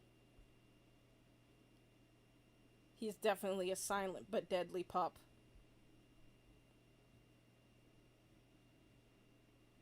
What other comebacks are you guys looking forward to? Like, I feel like I haven't been as connected and keeping up with K-pop as much as I should be or used to lately. So it's like I only catch like who's coming back by like scrolling through Twitter real quick.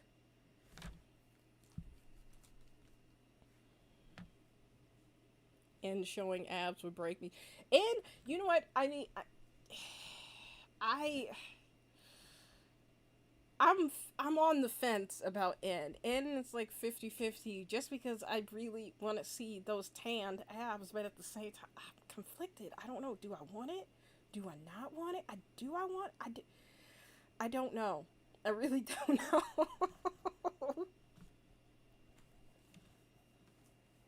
I think it's gonna happen though, whether it be in a music video or a drama. I like my prediction is sometime in the next year to year and a half, he is definitely showing abs. OT9 doing Obsession will be the death of me. I need it to happen. It needs to happen at some point. I need all of EXO performing Obsession, and I need all of EXO performing The Eve together.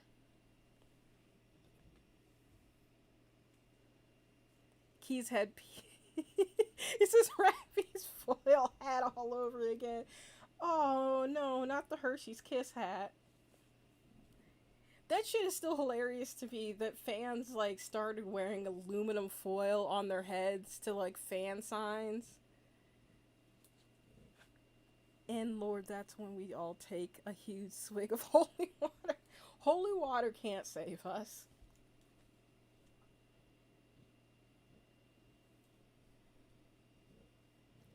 Listen, Ravi didn't want the aliens to get him. That's why the foil hat. I mean, I think the aliens had already been here. We've all seen Ken. I'm just playing. I love Ken. Little hyperactive baby.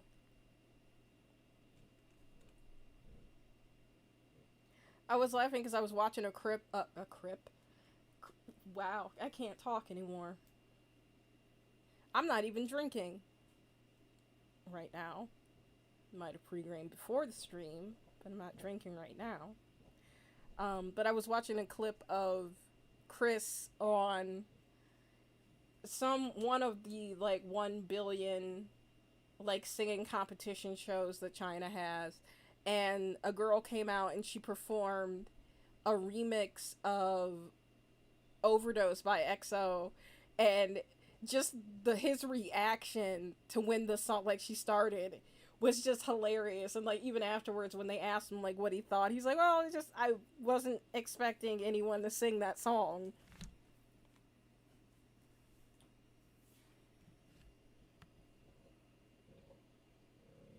Oh, Leo and Dio would be amazing. I'm telling you, man, we need like a buddy cop drama, or like How to Make a Murderer. Something like that, starring Leo and Dio. That's just what it is. It's just called Leo and Dio, and it's a comedy.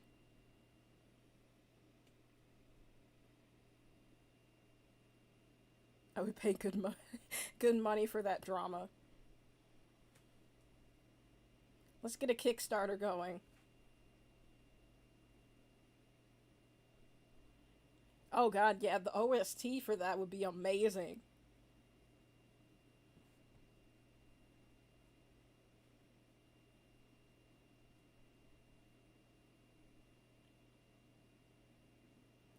I've been trying to sit down and watch Korean versions of American shows, and it's so interesting how they take like the premise And they change it into something completely different. Because, like, I love a lot of, like, crime dramas like Law and Order and Criminal Minds and things like that. Things that I really shouldn't be binge watching as much as I do. Like, when I have nothing else to watch or when I'm bored or I can't think of what to watch, I just binge watch episodes of Law and Order SVU, which is why I think that I'm like terrified to go outside and afraid of everybody. um but I was trying to watch the Korean version of Criminal Minds, and I couldn't do it. I couldn't get through more than a couple episodes. So said the Monster XT. Oh my god. Oh. Whew. The Monster X teaser photos. Yep.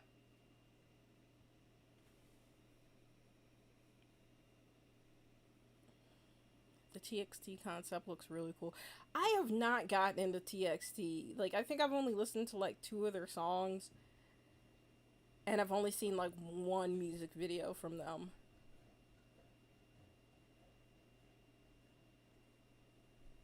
And the Monster X teaser photos, like that's a flight that I want to take. Like, I would brave the Rona to get on a plane right now if they were on it.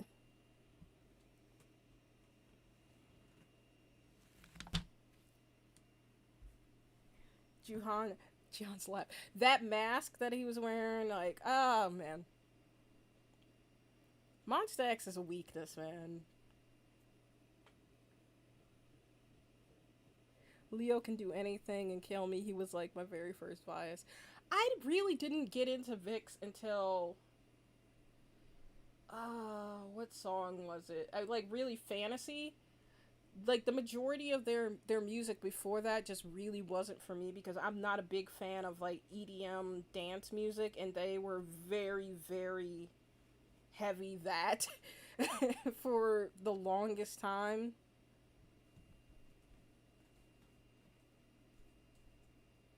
Yes, Montex comeback teasers or just, you know what, dude? Yes, I already know that later this week I'm gonna open my DMs on Twitter, and y'all that like to mess with me and send me sexy photos and gifs of I am. My DMs are just gonna be full of them, and I'm not gonna look because you won't. Once again, that man is still my child, and he will. He no, no. Oh, you know what? Something I just thought of looking at the chat right now, and the oh my god, this is like my brain stops working. The emojis and stuff. Um, for some reason, I noticed that if you guys leave comments on my videos and it's just emojis, or if you leave a comment that is a ton of emojis in a row, YouTube automatically deletes those comments. I don't know why. Um, it was something I just noticed the other day because I have my notifications set up where YouTube sends me a notification through the app, but I also get emails when people leave comments. And I had like a ton of comments in my email that when you actually go to YouTube, they aren't on my video. So apparently, I guess it's like to fight spam or whatever. But if you leave a comment that's just a emoji, or if you leave like a sentence but you follow it up with like 10 emojis, YouTube's gonna delete your comment.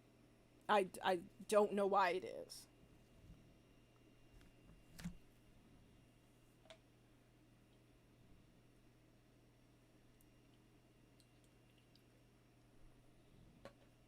I think it's just one of the many new things that they implemented that they just decided not to tell anybody about.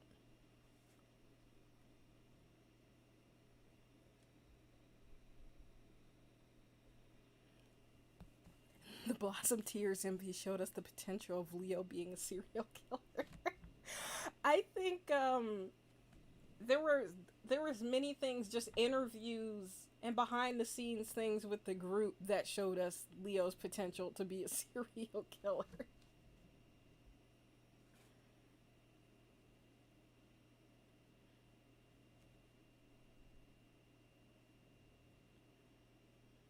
But yeah, like I said, I didn't start getting into VIX until like probably around Fantasy, and then I liked a lot of the stuff that they released after that, and then it kind of started tapering off, and then now we don't really know exactly what the future of the group is.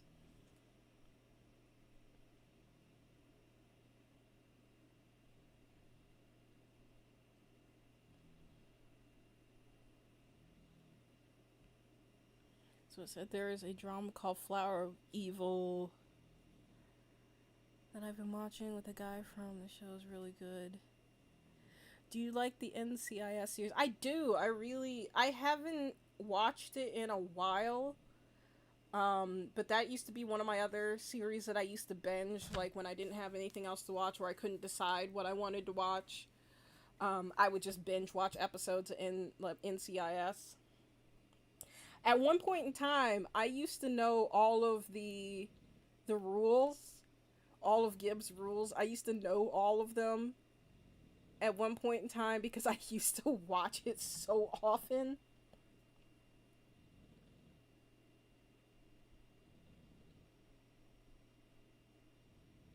I would love to see a villain Leo. I would absolutely love to see a drama where Leo plays a hardcore villain. I haven't watched any of the NCIS spin-offs because I think there's like what, two or three NCIS spin-offs, because like I know there's like the one with Robin, Chris O'Donnell. I used to have such a huge crush on Chris O'Donnell back in the day, man.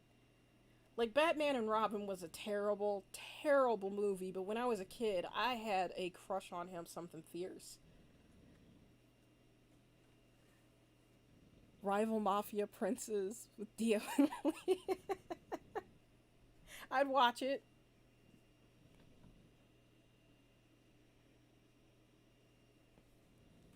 Vix is fantastic. I had a high touch with them. Oh, you're lucky. I've only done two high touches in my, I was gonna say my K-pop career, but I don't think I would have called this a career since I've been a K-pop fan. In I've been a K-pop fan for going on over 10 years now, actually. But I've only done two high touches in that time, and that was Block B and BAP.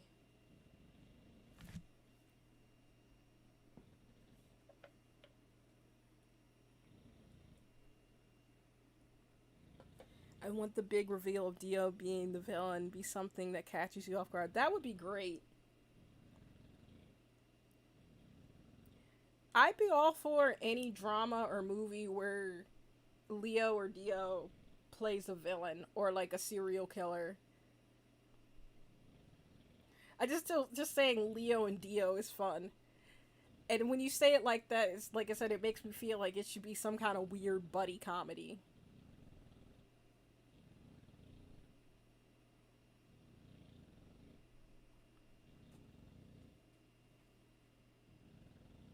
I still haven't gotten around to watching, which I keep meaning to, but then I find like something else to watch or something else comes out. But I still need to watch Alice in Borderland and then also Sweet Home. I really just want to watch Alice in Borderland because I keep seeing pictures on Tumblr and Twitter of like the main villain from that show, and oh my damn. So you know I'm sending you IM gifts just to stop it. Stop it. Y'all need to stop with the IM gifts and pictures and stuff like that. That child will always be a child to me. I will not. I will not. I refuse. I will not give in. I will never surrender.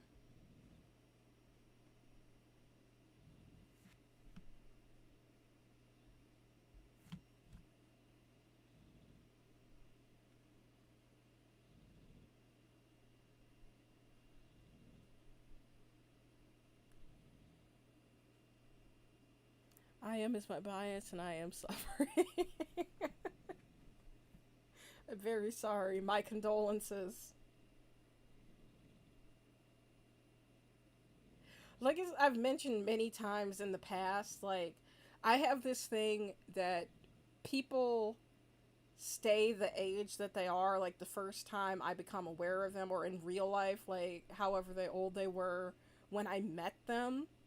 So there's just some people that will always be like 15 in my mind. Like my one friend's little brother, he was 10 or 11 when I first met him, and he is now in his 20s, married with a child, and I still think of him as like being 12. It also doesn't help that he has a baby face and he looks like a 12-year-old with a beard. Jungwon is my bias. Juhan is very close by. So is I am. Monsta X is another one of those groups that, like, the biases switch up all the time. Like, Juhan was my main bias in Monsta X when they first debuted. And then every once in a while, it would tilt off to Shonu. Every once in a while, it would tilt off to Wonho. Now, Wonho's on his own, so I can simp over him all I want and not feel guilty.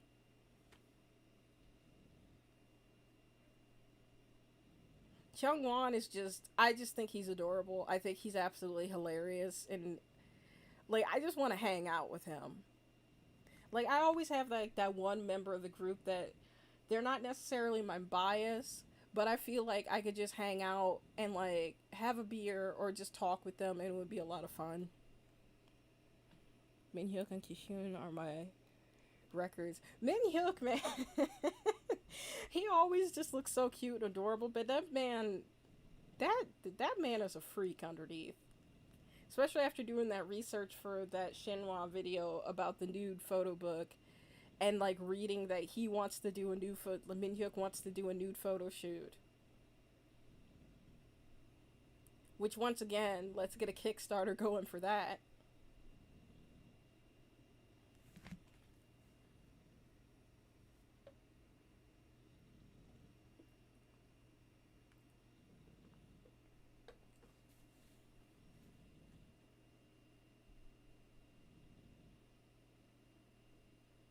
I'm kind of sad that pretty much at this point, most of my bias groups are disbanded or have been inactive for like several years.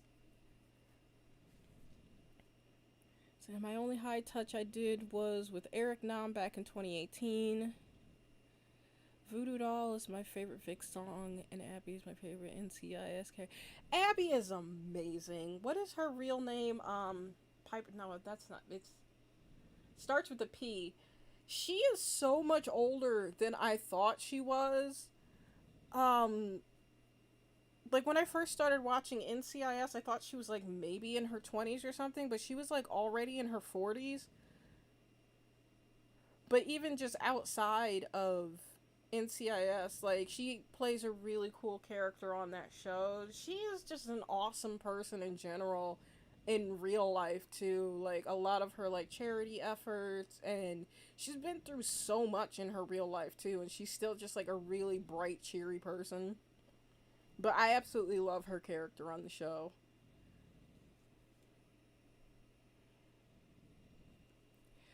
Vix's Voodoo Doll, I'm not really a big fan of the song, but I love the music video. Just because I love weird, creepy things, and I'm a horror fan. So I like the video a lot, but the song's kind of so-so for me. Said, I've had a high touch with Vix, Day 6, and BAP sadly after Gook left. I have a photo with the other members.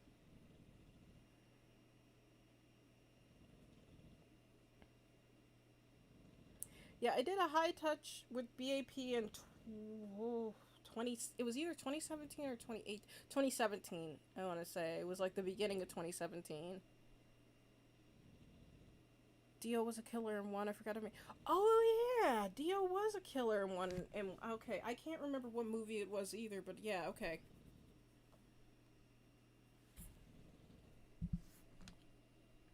So yes, Alice in Borderland. I'm going to watch it at some point. That is one of the on my list. It's one of the things that I am going to watch this week. I've been falling into that trap of like going on Netflix and getting overwhelmed, and I'll just look at whatever the new things that they've released are, like the new shows and movies, and I'll just like spend like a half hour adding things to my queue and then log out without watching anything. And then I'll just usually end up going to YouTube and like watching a bunch of videos on YouTube.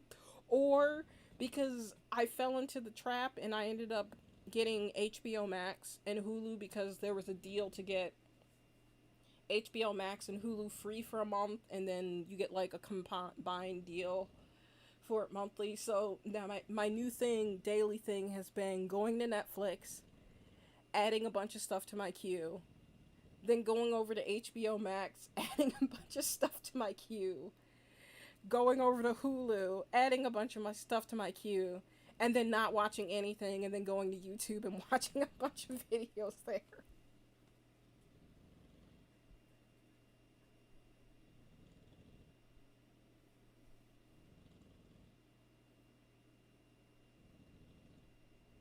I can't get past how Chang had gone into wreckage mode. Prepare thyself. Oh god, I also forgot that I have Disney Plus. One of my friends gifted me Disney Plus for a year for Christmas last year. I barely watch anything on Disney Plus other than like I finished Falcon and Winter Soldier and WandaVision recently, but I haven't really watched anything else on there since The Mandalorian ended. Like when I first got it, of course I binged like all of the old like classic Renaissance movies, but then outside of that I just really haven't watched anything else on there. Wanho's Twitter and Instagram should be illegal.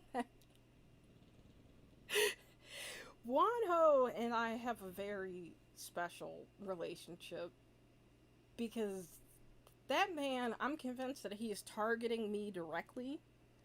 I'm literally being attacked by him. Somebody actually DM'd me and asked me to make Wanho Nut shirts. Um, I think that would be hilarious, and I absolutely would, but I don't want to get sued. Even though I don't think technically I could if I changed the Dunkin' Donuts logo enough, but that's still hilarious. Again, I don't find either Kai or Sehun sexy because I think they're adorable, but I would be their friend, hype them up, and help them perform when it's sexy time. So yeah, my thing, I don't necessarily find Sehun attractive or sexy. Um, like he's definitely the like kid brother type. But with Kai, I just try to think of him as two separate people. Like there's Jongin and then there's Kai. Like Jongin is the cute, adorable one, and then Kai is the like sex demon.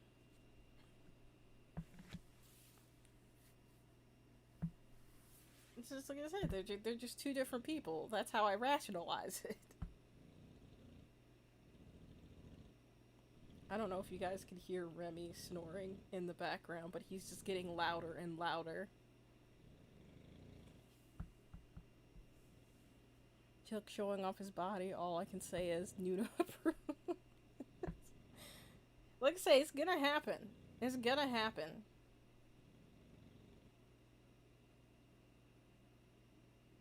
Alright, guys, I apologize, but I think I'm going to have to wrap this up here soon. Just because, like I said, it is getting really hot in here, and I had to turn off my AC and my fan because they're really, really loud on video. And I am like pouring down sweat right now because it is so hot in here.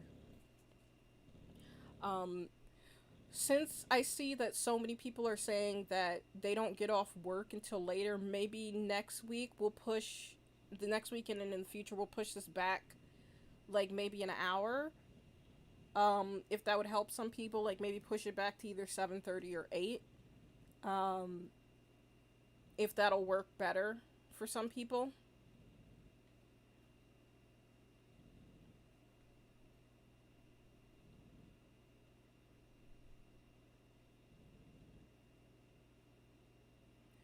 But I think what I'm gonna try to do, since we're having so many issues with lag and whatnot, and I really do want to be able to like watch videos on stream with you guys. I do have like a desktop PC that I just don't use. I think I might have to literally dust it off, and see if I can get this work. If I can get Streamlabs working on there, because my little laptop here seems like it just is not cutting it. Plus, my PC does actually have a better video card in it, but it's just buried in my office right now.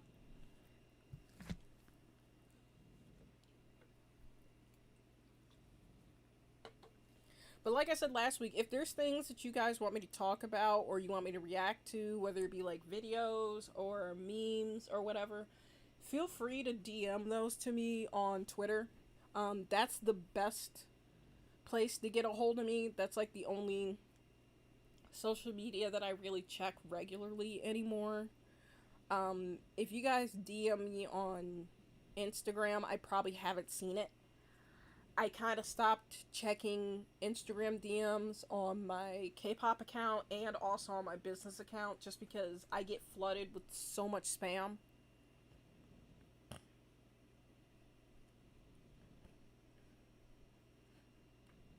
Someone else saying I have so many shows and movies on Netflix saved but never watch any of them.